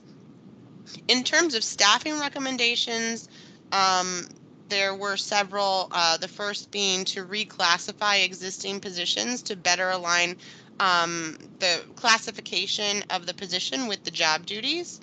The second is to create a new senior level position, which would carry a small caseload, but also could potentially provide a lot of other services such as training to, housing grant staff and other staff in the county, nonprofit partners. They could also provide quality assurance and help implement a number of the different recommendations from this study. The third, staffing recommendation is related to creating a new position, which we call the Housing Grants Navigator, and that position would really serve as a liaison across the county and with our nonprofit partners as well, helping clients who are either applying for the first time to the Housing Grants Program, or perhaps, they are receiving a Housing Grants benefit and need assistance, talking with their landlord or something like that, or perhaps they need assistance with, submitting like their renewal documentation and things like that. And so this would be to help a number of housing grants clients who are not perhaps connected to a case manager of some sort through another program. And then in the program requirements section, there's a number of recommendations. The first being to replace the work hour requirement for working families with a minimum earned income, and that would be tied to minimum wage. And it would also be tied to the total number of working parents or guardians in the household. And so currently, the number of hours that a household needs to work is tied to the age of children and the number of parents or guardians, and it can get really confusing for households. And that's something that we heard quite a bit in the survey and the focus groups. The second proposed recommendation in program requirements is to align the MAR with 60% AMI in real time. Currently, it's lagging a little bit behind when the 60% AMI gets updated each year, and so that creates a period of time where the MARs are really not keeping pace, and so they end up being about a year behind the AMIs in Arlington. The third recommendation is inspections for non-CAF units as needed. Currently, we don't provide any inspections, and we did hear from folks in the focus groups and the telephone surveys that those would be helpful. And some of the individuals who do receive housing grants do receive inspections through CPHD, but not all. The fourth recommendation under program requirements is to decrease the client rent responsibility from 40% to 35%. And the fifth is to increase flexibility for working adults with disabled dependents so that they have more time to care for their dependents as needed. The sixth would be to align income limits to 50% AMI, as was mentioned earlier. It's currently 85% of 50% AMI, and so this would just make it a little bit cleaner and easier for people to understand what the income limits are for the program. The next is to exclude up to $20,000 of income for children who are residing in the home between the ages of 18 and 26 if they're full-time students. Currently, that income is all counted towards the household income, but we did hear in the focus groups and the surveys that some children who are living at home while students are not able to, help pay for household expenses because they're paying for school. And then the last recommendation in the program requirements section is to have a utility deduction of $100 per household per month. Currently, there's not a utility deduction for housing grants households. That is something that is provided to housing choice voucher households. And so this would sort of help bring the housing grants program up to be a little more on par with the housing choice voucher program. And then lastly, the program operations category, there were two recommendations. The first is to perform electronic record enhancements to allow for things like web-based applications and recertifications for the housing grants program. Nicole alluded to this a little bit earlier, but program does have the capability to do this. The electronic program does have the capability to do this, but it's not currently turned on or configured. And so this would be something that would require some time from staff and some time from the program staff as well. And then increasing staff opportunities for training and community outreach, just so that we can continue to ensure that our staff are adequately trained to work with diverse populations, and also have the ability to continue to conduct community outreach. As much as we think people know about the Housing Grants Program, there's always populations in Arlington who let us know that they had never heard about it before. So I think there's always room for continued penetration in the community. So those are the recommendations. We are asking if anybody has feedback to either join us in one of the community information sessions that we'll be holding in early April. There is information on this web page that is linked here. April 3rd will be a Spanish information session, virtual. April 4th will be an English information session. And then if people are not able to join us for one of those sessions, they can send us feedback via email, and they can tell us what they think about the housing grant study through that avenue as well. Any questions? Yes, thank you very much for the presentation, and thank you for all the work that went into the study. It was super interesting to see. I did have a question because the report didn't specify. Oh, there's public comment on this? Yeah. Okay. Alice. Go ahead, Alice. Sorry, I don't have any for this item. Thank you. Okay, thanks. So when did the housing grant program actually start? So I know the report says it transferred over to DHS in 1991, but when did the program first form?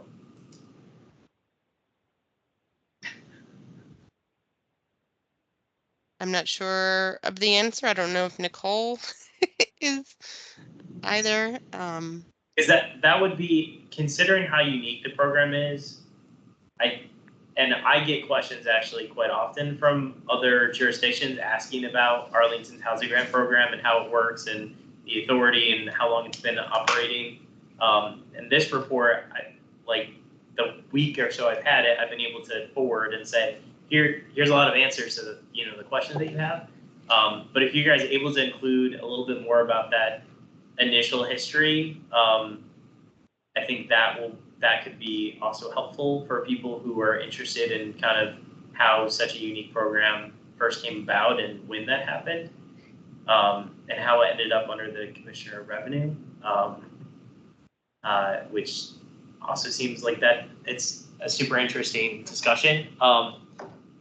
Is the authority for this program, does this come from the Community Services Board, or like where is the authority derived from for the county to operate housing grants? So I believe it's chapter 44 of the Arlington County Code.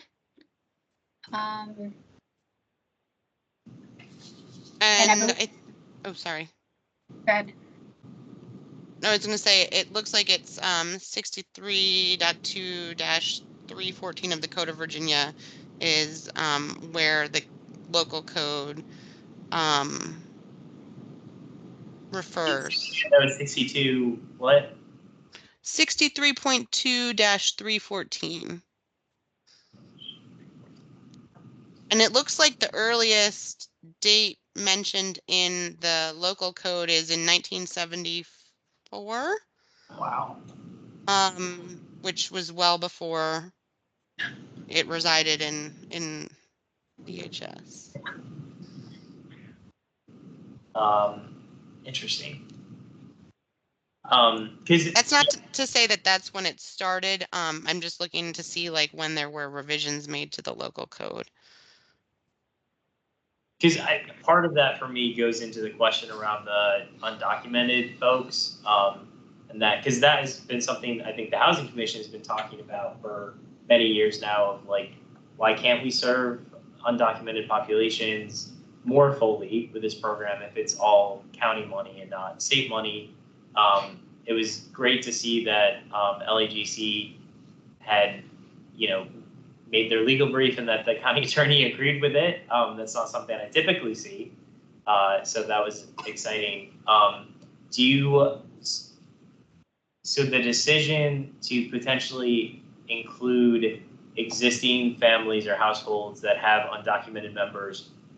So I know it's like kind of prorated currently, like just the members of the household who are documented get funds, and you subtract the amount for the folks who are not.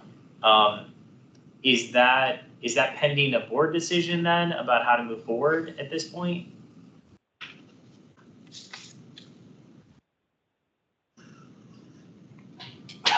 That's correct. Yes. Okay, so it's in the hands of the board to decide how they want, because it looked like, and I don't have the exact number, but the fiscal impact of making that change was not significant.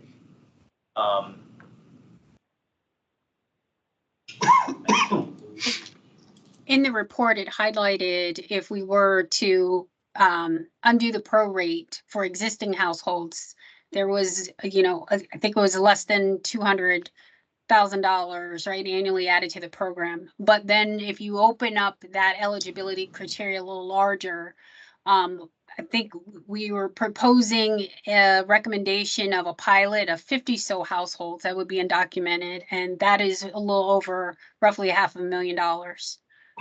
But obviously, if larger than 50 households, that's a different number. Yeah, well, I just know, we talk as a community that's undocumented low-income population in Arlington is kind of when you look at marginalized and just the most in need population, like that's kind of it. So I think the fact that we now at least think we have the legal authority to move forward with that option is fantastic. I think it's great for the Housing Commission to talk to the board to see what their timeline is for making a decision about that and how we can help influence that. Do you have a sense of why the phone recipients weren't very in favor of expanding the program's eligibility to undocumented residents? I was kind of surprised at how low, I think it was 40% said they would favor that. And that's existing housing grant members, those who have applied, and I can't remember what the other criteria was. It was current and past recipients or participants, and then past applicants. And there's no additional insight as to why that was one of the least favored expansions that was discussed during the phone survey? No, I think that the subject came up in the focus groups, and so it was specifically asked about in the phone survey, but the phone survey was pretty scripted. It was not as open-ended, so we didn't necessarily get a sense of why folks felt that way. Okay. Because I know being part of one of the focus groups, like that was one of the things that we talked about was, hey, the county really needs to expand this to include undocumented folks. Also, can you provide clarification on the optional inspections by request and what that would actually mean? Like what if the unit fails inspection, what would happen in that scenario? I'll take this one. Sure, I mean, sounds good. as it currently exists right now, there's no inspection component lumped or linked to housing grant participation. I said 97% of our participants do reside in CAFs. And so where the inspection would touch a housing grant participant would be through our partners at the housing division, right? If they would come up in their compliance testing of their 20% portfolio. But outside of CAFs, I mean, anyone can take a housing grant and lease up wherever. So it could be a private resident. So in those instances, you know, if a participant did want an inspection, where would they go to? You know, who could they lean on? And so I think that's where this recommendation came in for those that might be in Marks or in other residents that are sort of outside the purview of a regular inspection, could have a resource to go to. So is the thinking then that if they requested an inspection, counties did the inspection, found deficiencies, the county wouldn't have any legal way to require that the property owner fix those issues, but they could at least, my assumption is to go for like, well, those are, I mean, it's smoke alarms and is the building gonna collapse? Like, I feel like is the, well, for code, the health is, I don't even know, does health apply for housing? I mean, so under HQS, housing quality standards, it is general testing of health and safety. So, you know, you are looking for peeling paint, right? You're looking for conditions of floors. You're looking for, you know, penetrated walls. I think Marie is off. But, you know, there are health related conditions that are part of those indicators that one could cite as a deficiency, not just, you know, beyond just your battery needs your smoke detector needs a battery, but there are other conditions that would be triggered. And then where the deficiency is found, you would require them to, you know, correct them within a certain period of days. But yes, there's no real recourse for us if it's not a CAF, right? If it's a mark or it's a private residence, if we were to do an inspection, I mean, at most we would be able to produce a report. We'd be able to link the participant with maybe some advocacy groups or legal aid in the community that, you know, if there was support needed with either taking the landlord to court or what have you, there would be some support there and there would be a documentation. Okay, that's helpful, because I think with HCVs, if it fails inspection and the landlord doesn't remedy it, they lose the voucher essentially. Like, they're not allowed to live in that unit anymore after, if it's not remedied. The participant doesn't lose the voucher, though the payment to the landlord is abated. Yeah. But if they have to vacate that unit essentially, right? If it doesn't meet the housing quality standards, essentially they're not allowed to have the voucher at that property anymore, correct, for housing grace vouchers? I mean, it depends. You could have a deficiency and then there's a time to cure. And I think that's a conversation between the inspector and then the property owner. I mean, some things like, you know, door frames, and if there are back orders, if there is a plan in place that I've ordered the door frame and it's going to take a couple months, then obviously that property would be under a watch for the duration of sort of the corrective action period, up until a point where, you know, the programmer or the inspector could say, you know, we will no longer pay for the conditions of the property, and so therefore then they would abate the rent. Okay. Yeah, I'm just trying to understand how this would operate for housing grants. Like, what if it would be parallel to what happens for housing choice vouchers, or if it would be using the same standards but a different process. And it sounds like it would be a different process. For CAF recipients, would there be teeth associated with it then, that if deficiencies are found, then the CAF operator would have to make those, would have to remedy the situation? Yeah.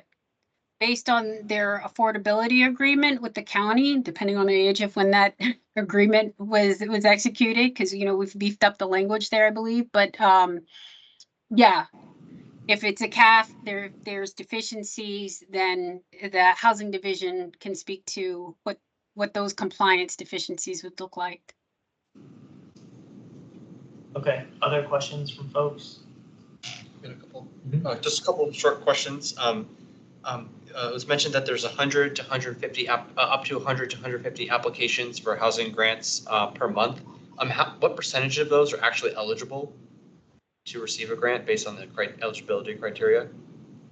Or based like on a year on average, would you say are actually eligible to receive a grant? That's a very good question. I don't have those stats with me, but I can get them and return them to Okay, great. And Alex. just following up on that, for the recommendations to increase the eligibility, I presume that for every recommended increase in eligibility, there's also a corollary increase in funding for that eligibility, because I presume if you increase the eligibility a lot, but don't increase the funding, that you're essentially saying, hey, you're eligible, but now we're opening up the eligibility, your percentage likelihood to get that grant goes down because you open the pool. Is that correct? I mean, that would be one of the trade-offs I think that the county board and the county manager would be looking at, right? As you expand eligibility, there's that budget allocation. And so if you take, for example, the Housing Choice Voucher Program, the federal program from HUD, there's a budget allocation and then there's a set number. And so once you reach that set number, you have a closed program. So you stop taking applications and they're only available upon turnover. And I think that might be a risk in terms of expenses, that the larger the program, the more expensive, it could end up leading to a closed program. And I think that is also referenced in the report, that at one point in time where you have maybe a budget crunch year, and you have to curb spending, there were limits set on the housing grant program, and then there was a wait list, and that sort of shrinks the ability for inflow at all. Oh, awesome. And then just last question, is there any, so for people, once they do get a voucher, some tracking on the time it takes to receive the voucher, to get grant to become eligible and then find their appropriate housing. And then there's I know, like, for, is there like a vacancy rate, estimate or that's available to say, like, okay, on eligible properties that are, CAF's eligible, or is that like hard to calculate because it depends, right, based on AMI levels and what's the funding? But is there a way to like sort of see like what's available and like, if we want to increase the amount of housing grants, but there's only, how do we kind of work with that? I think I got lost in the question. I'm sorry. Jason, are you asking, looking at current CAF residents, how many would be eligible for housing grants but are currently not getting a housing grant? No. So I in the survey, I think one of the things was saying that once they've received the grant, they have trouble finding the housing appropriate to their household size, or I don't know, are there like the newer CAFs like go really quickly and then the older ones are not, as they stay available longer? I just would love to maybe see any more statistics on what, versus like right now, if you're saying there are statistics in Arlington, what is the vacancy rate? Okay, it's 5% are vacant, but that's like market rate. So what are like eligible I guess it's CAFs, because 97% of housing grants or CAFs are available at any given time for someone to be able to find a unit once they get the grant. I feel like that's probably more so. Yeah, I can speak a little to it. So the amount of CAFs that we have available we publish a list of the available CAFs each month, and that's what actually Alice referenced earlier with the large amount of Barcroft CAFs that were available on that list. So we do have that available, and obviously the housing grants would work there. To your point about new construction versus kind of older CAFs, there's a very big difference. Boston Station, which is the project that's leasing up in the next month, right across from the metro, there's 144 units, and we found out that there's like 1,700 applications on the wait list. So like new construction is, the demand is absolutely overwhelming. But then, as we see, there are available CAFs at Barcroft and around the county and other areas. So it really does vary. I would say usually most of our CAFs that the county is aware of are filled, very large percentage. Yeah, there is that one Barcroft thing that we're looking into though. So 1,700, can y'all tell if it's for people who are living in a CAF now, they just want to transfer? So I don't have any of the data on that. I know that I'm sure that it's both. It's a mixture of people who are looking to get into a CAF and people who are probably looking to move from an older CAF into a newer CAF. That was just some nuggets we were provided on with a tour we went on this week, but yeah, demand is very high. Of course, that building is right across from the Boston Metro Station, which obviously increases demand even more. Yeah. And sometimes people just have to move out of Arlington.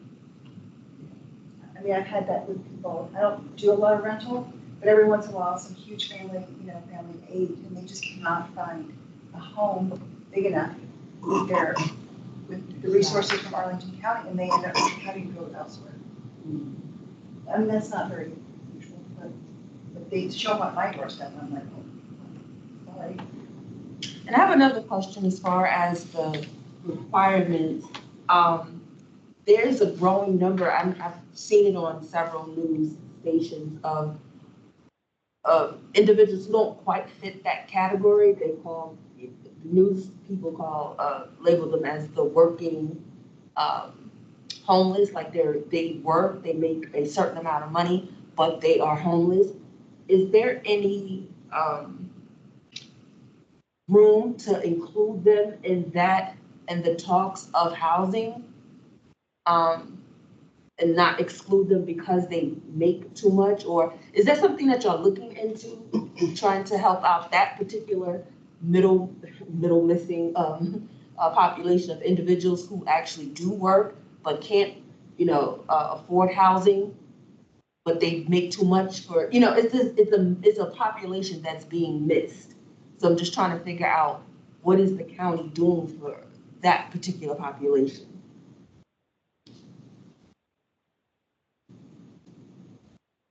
Nicole, I don't know if you want to take this. I don't want to cut you off, but I think typically that population tends to be served in some of the other rental assistance programs that Nicole highlighted at the beginning of the presentation. And they're not necessarily ongoing rental assistance programs, but rather, short-term or medium-term assistance programs that kind of help people make that transition, particularly if they are homeless and they're transitioning from a homeless shelter into housing of their own. And depending on the program, they might receive, somewhere around 24 or 36 months of assistance.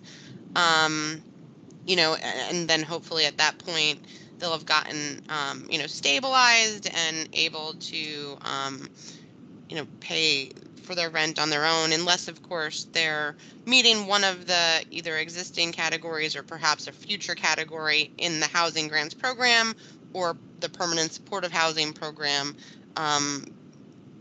But I do hear what you're saying, and there is not specifically a category either existing or even proposed at this point for households that don't have minor children, that don't have a disability or some sort of behavioral health care diagnosis, and are not seniors 65 and older. I don't know if there's more you want to say, Nicole. Only that, most rental assistance subsidy programs that are offered state, even federal level, really that marker of 50% area median income is consistent across the board. So unfortunately, if you do have sort of working poor, working homeless that are over income, they're not necessarily prioritized for these low income, extremely low income subsidies. I think maybe to your point, I think there's 1,500 people that give the grant, which will get, like, let's say they have a below 30% AMI, that will get them to that 50% AMI to bridge the gap. But then they couldn't, someone that is above that threshold, they could still live in a cap, right? Like a 60% AMI cap. Correct me if I'm wrong, right? So they just won't receive any. They're just receiving the subsidy based on the cap that's already been there based on rent burden. Yeah. Well, and if you look at the numbers, I know the Arlington Community Foundation estimated that the number of households that are 30% of AMI or less in Arlington is like 10,000, over 10,000. And we have 8,500 caps. 11,213. There we go.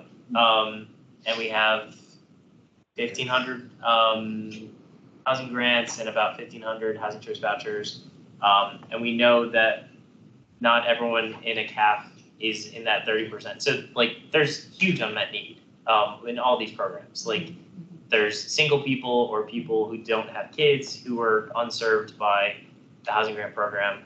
That was one of the things I brought up in the focus group, is like, let's expand it to all the people just who meet the income threshold. And for obvious reasons, the county did not make that recommendation because I don't know what that number would have been, but it would have been quite high.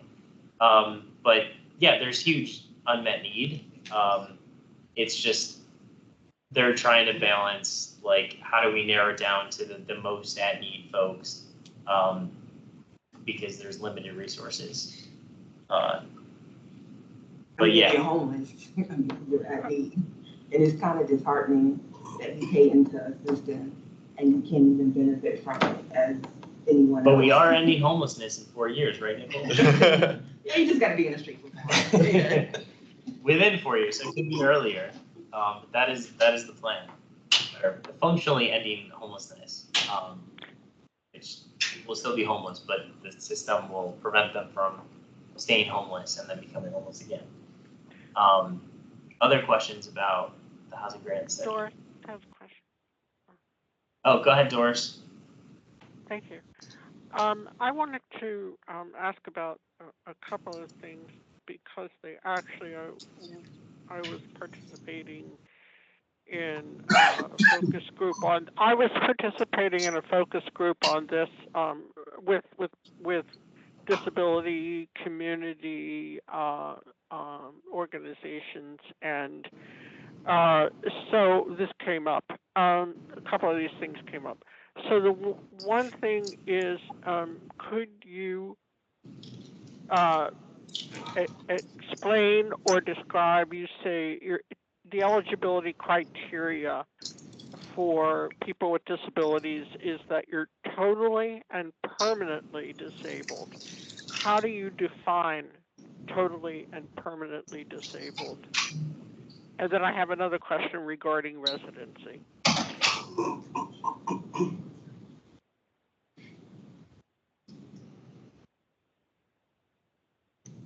I'm pulling up I don't have the list on the top of my head, but in the administrative regulations,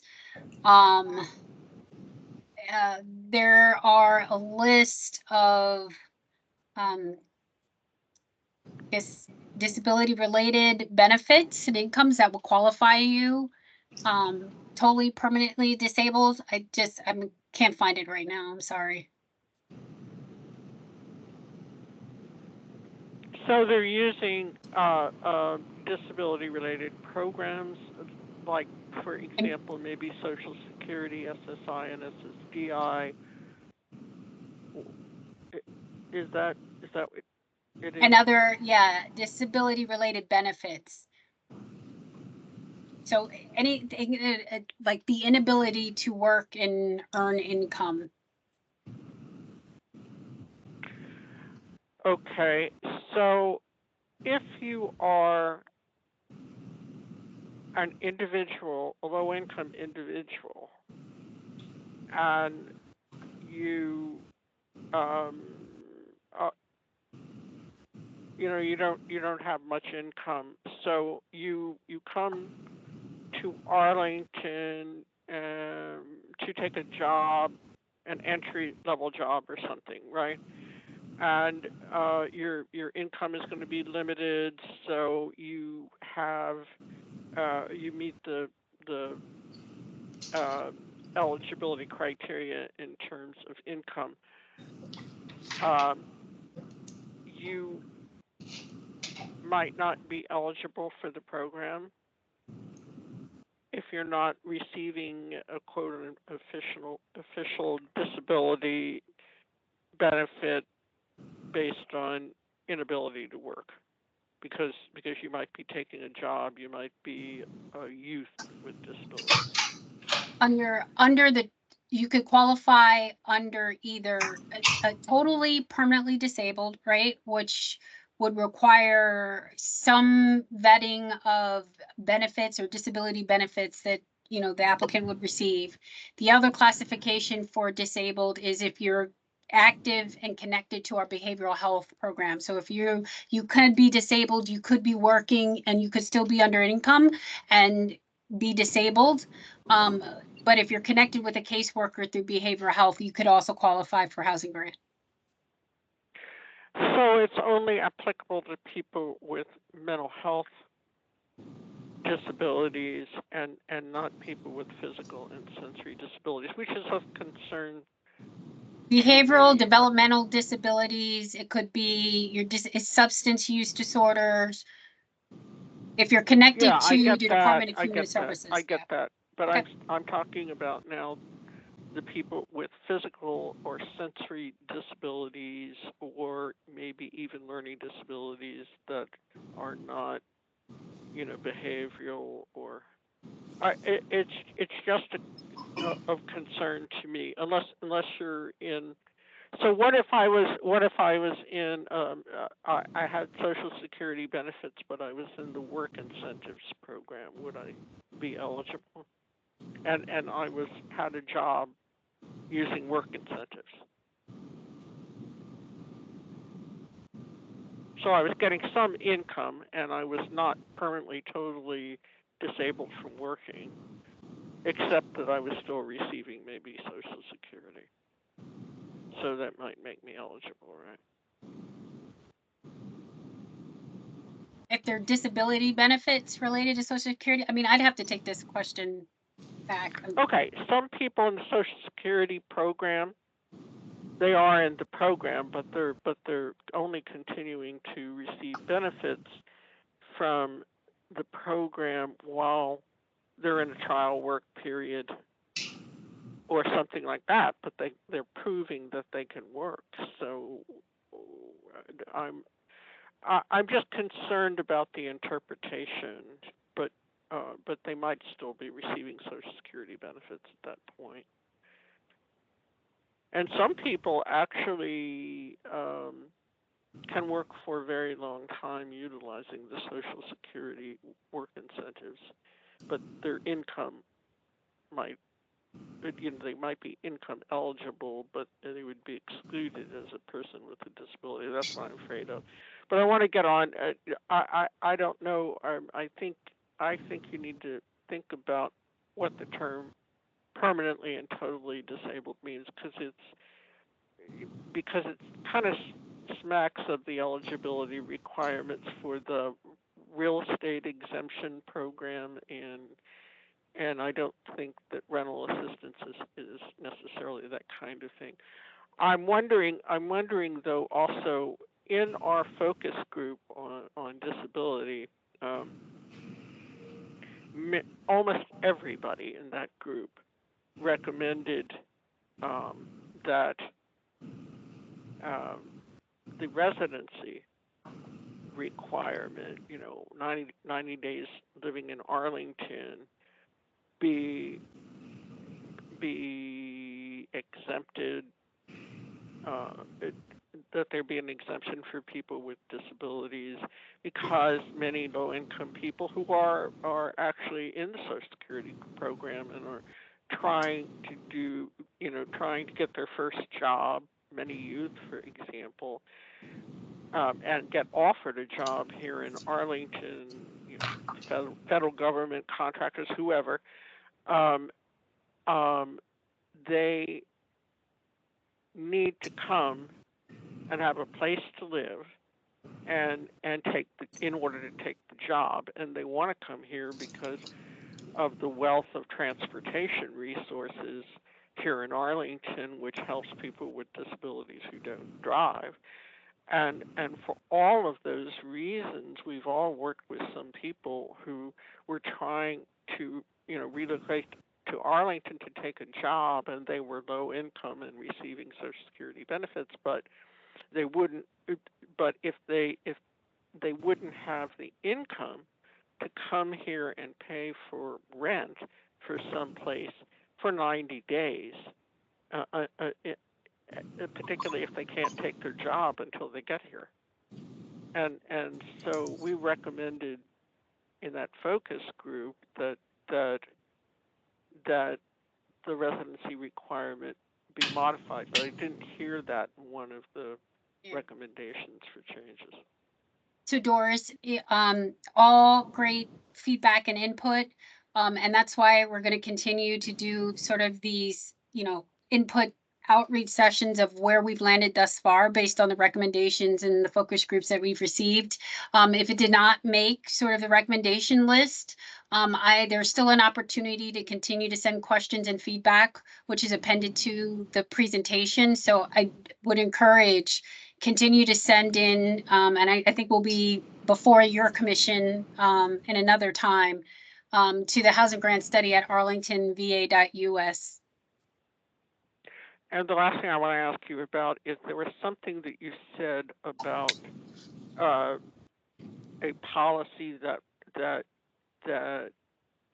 you had thought may come up or be included regarding accommodations similar to the Housing Choice Voucher Program for people with disabilities. It might have been the increase in counting, giving you an increase in the amount of your subsidy, or I forget this. There's another one. Oh, extra time to find when you're looking for a property to take your voucher, because you might be looking for accessible housing. It might take longer for you to find a unit that you need. So HUD allows an accommodation for extra time to search. Is that what you're saying that you are recommending for this program? That wasn't included in the recommendations that we reviewed. Typically, households have 90 days from receipt of application to get all their documentation to the housing grant staff. And, if perhaps, there's occasionally a need for an expansion of that 90-day time frame for a reason like what you're describing, that's something that we can always talk about, and perhaps grant. The 90-day rule is not hard and fast in every situation. So it's not there. I thought you said it was. And the only no. last thing I wanted to ask is, if I am a person with a disability, or a senior who is for some reason had to was discharged from a hospital or someplace and was in a nursing home. And in Arlington, this happens all the time. So what happens is, if they don't have beds, like Medicaid beds, for example, in an Arlington nursing home, one is sent out of the county, primarily either to Alexandria or Fairfax, maybe to Loudoun, or perhaps somewhere else. But is somebody in a nursing home whose last permanent address was Arlington, would they be considered for the housing grant program without a current residency requirement?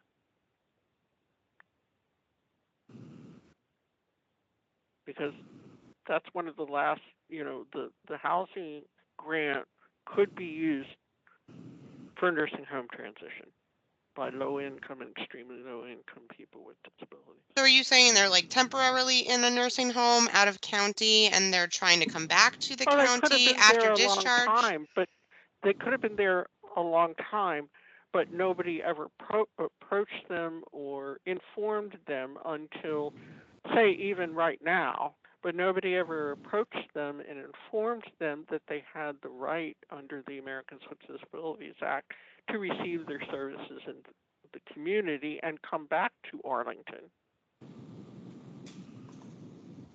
The Medicaid program just places you where there's a bed. It's kind of similar to state mental health hospitals, but it's used very regularly to place people, out of county for sure. Right. So your question is if they were previously in Arlington before residing in a nursing home out of Arlington, if they would be considered an Arlington resident if they wanted to come back to Arlington for housing grants utilizing purposes? the housing grant. Yes. Nicole, do you know the answer? Doris, I think we're gonna. That's the last question. Yeah, I think Nicole, if you're able to get back to Doris with the additional information about this, and I know you said you're going to be presenting in front of the Disability Commission as well. That would be great. I know we're over time, and I did have one last question just about the process for the report. So I know this is the informational brief for us, and this is the draft report. Are you guys going to be coming back with a final report? Or what is the plan, if there is one for that? I don't know that we're going to be coming back to all the commissions with the final report. I think we'll be aggregating feedback that we receive both in these settings and then via email and in the community information sessions, and sharing that feedback with the county manager and the county board prior to having a final report. But I don't know that at this point in time we're planning to come back and do additional presentations. Okay, thank you. We can figure it. I think at some point I'd like the commission to weigh into the board on, our thoughts on the report. So at least if we can just sync up on the timing of when you guys finalize that, so that we can take action. But thank you so much for the presentation and all the work that went into this report. I'm super excited to learn about the long ago history. So if you guys are able to include that in any updates to the report, that'd be great to learn more about the 1970s or whatever. But yeah, thank you again for answering questions and putting all this together. I think they're great recommendations. And it's a great program. It helps a lot of people and it's super unique. Okay, next item on the agenda, we're actually going to skip the new commission orientation presentation. We'll come back to that in another meeting. And we'll just finish up with the development updates and then quick subcommittee liaison reports. Okay, so I have 2 updates on development updates today, other than the sheet that was sent out.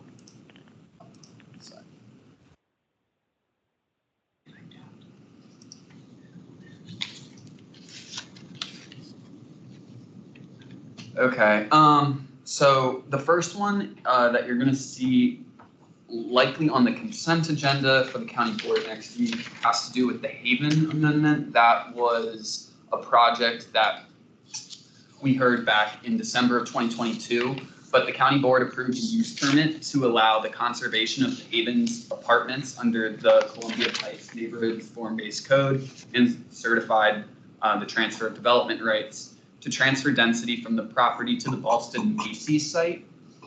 Condition number 2 of the use permit required that basically that the units be delivered by the last day of April 2024. Given that the recordation of the deed of declaration of restrictive covenants for the CAF agreement on the Haven site is inextricably linked to the development of the Ballston Macy's site, the proposed amendments to condition 2 will allow 2 additional years of flexibility for the deed to be recorded. However, the amended language also requires that the deed be recorded prior to the issuance of the footing to grade permit. So it's really whatever is first, the footing to grade permit at the Macy's site or the last day of April 2026. There's the recordation of a deed of declaration of restrictive covenants is the mechanism by which the CAFs are required. The additional edits to condition number 2 clarify the timing is tied to the date of recordation of the deed. The proposed changes remain within the spirit and intent of the county board's approval of the use permit and associated Ballston Macy's site plan. So staff is going to recommend that the county board approve the subject use permit amendment in accordance with condition number 2. So it's basically Insight Property was the group that had brought forward the Macy's project at the same time as the Haven. It was a little bit of a complicated process because there was a transfer of density. Basically, Insight isn't ready to develop the Macy's site yet. They want some more time to close on that land. The intent was for when they close on the Macy's land to provide the CAFs. So what we're doing is basically giving 2 more years for them to close on that land. But when they do, those CAFs need to be, that conversion period needs to begin. So that will be on the county board agenda next week. If there's no questions on that, I also have one quick Barcroft update. It was super simple and straightforward. I thought everything. Thank you. Yeah, it's a very technical little thing, but basically the Like Haven, 2 more years. The Haven units will probably take 2 more years, and it's all tied to the Ballston Macy's. Yeah, yeah. You still have their things? They're Well, it's sewing. like massive. Yeah. how do they Massive still- savings. I think they're preparing to. Everything. Yeah, and then so that's going forward on the consent agenda as well as a Barcroft item. So the financing commitment letter and term sheet for the first renovation phase of Barcroft Apartments, including 93 units, was approved at the December 23 county board meeting. In order to assist finance closing, Jair Lynch is requesting approval and reservation of Industrial Development Authority bonds. This request will be considered as part of the March County Board consent agenda. So basically, they're looking for approval for IDA bonds, which is also going to be on the consent agenda. It's a pretty standard practice that a number of our projects have used in the past.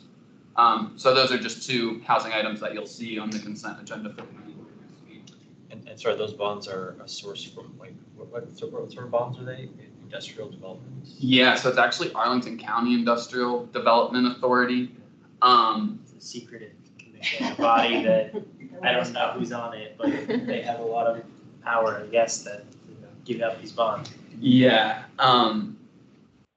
yeah, it's not very well known about, but affordable housing is able to leverage the industrial development bonds to make some projects work, and that's what basically staff is asking the county board to include the ability to Authorize that. Authorize the county provided bond. Right.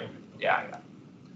So I guess I think there's a meeting with the IDA the week before the county board where they approve and then it goes to the county board. But yeah, it's basically just a little financing mechanism. I assume that was in the Barcroft plan that they're going to use this, like of all the different financing, this is part of the thing, right? Yeah, I mean, I think the Barcroft plan was let's use all the tools at our disposal possible, and this is one of them. And then other than that, happy to answer any questions on the development updates. And it looks like we still need a rep for the Crystal City block plan, SPRC. Yeah, so there are a few coming up that we could use people for. Crystal City Block Plan W, March 14th, so that's next Thursday. There's the 12th Street Landing, which we don't have anyone for. Do we have any volunteers? People online or here? Sarah has her hand up. Yeah, I can do,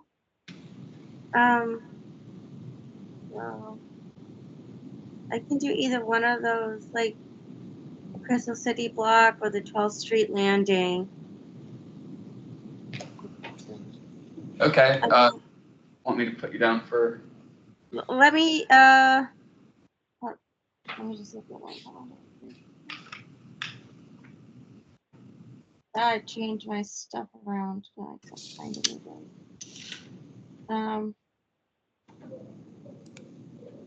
Shoot. No. I should be able to do the first one. Okay. The 12th Street Landing, LRBC. Yeah, I can do the March 14th one. Okay, great. Thanks, Sarah. Mm-hmm.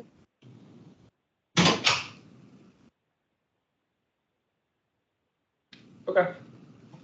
So we're at least on those next two. And then we didn't have on the agenda, there's the NSTA site, which is the site down there with Roadside and Il Reduccio and the NSTA building, which is the National Science Teachers Association. So there was an SPRC on February 22nd, but they didn't, that wasn't the one where they were talking about community benefits. The next one that's coming up is the one where they will talk about housing. I don't believe that date's been published yet. Obviously, I'll circulate it when it is, but that's one of the next few site plans that we'll hear. Okay. Karen, did you have a particular interest in that one? I mean, is it virtual or is it? You can do virtual. I mean, I can do that if it, but you have a date. Yeah. Okay. Sounds good. Was that it for development? Yeah, that's it. Okay. For subcommittee, liaison reports and homeownership subcommittee, any news? Nothing has changed.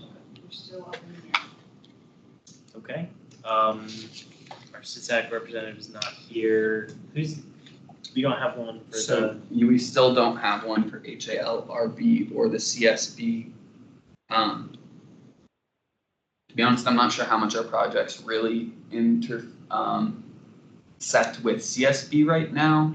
HALRB, I think the Barcroft piece is maybe deserving of having a representative, considering that a lot of those projects will have to go through the HALRB. So if anyone is interested in that one, I think that's the big one, and then fighting a good fight with the historic preservation folks. And what is the CSB stand? Community Services Board. Mental health. Yeah. Okay, well, can you send out another email just with the openings? Yeah. And what is the next meeting? What is the next meeting for the county board? Next Saturday, so not the 19th, but something. 16th. Yeah. Let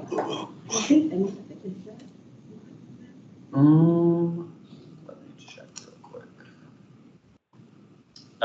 While you check, any update on C2E2? Yeah, so CTE2 stands for the Climate Change, Energy, and the Environment Commission.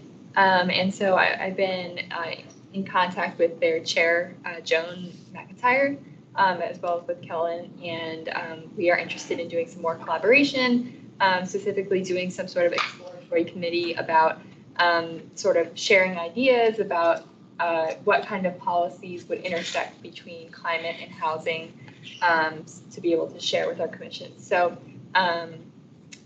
please let me know if anyone is interested in participating in those. We might do like quarterly meetings. Yeah, let me know. We could have one other person from the Housing Commission participating in that. Because of the. We could rotate too, right? Like yeah. A group that we trade off. Yeah. Well, only 2 housing commissioners can be in any one place at one time. Yeah, unless we do all the public notices. I think we might. Okay, so yeah, if it's an official subcommittee, then right, more could join. Okay. Great. Okay. Well, I think meeting adjourned then. Thank you all. Thank you. Good discussion. Thank you. First meeting, it's like.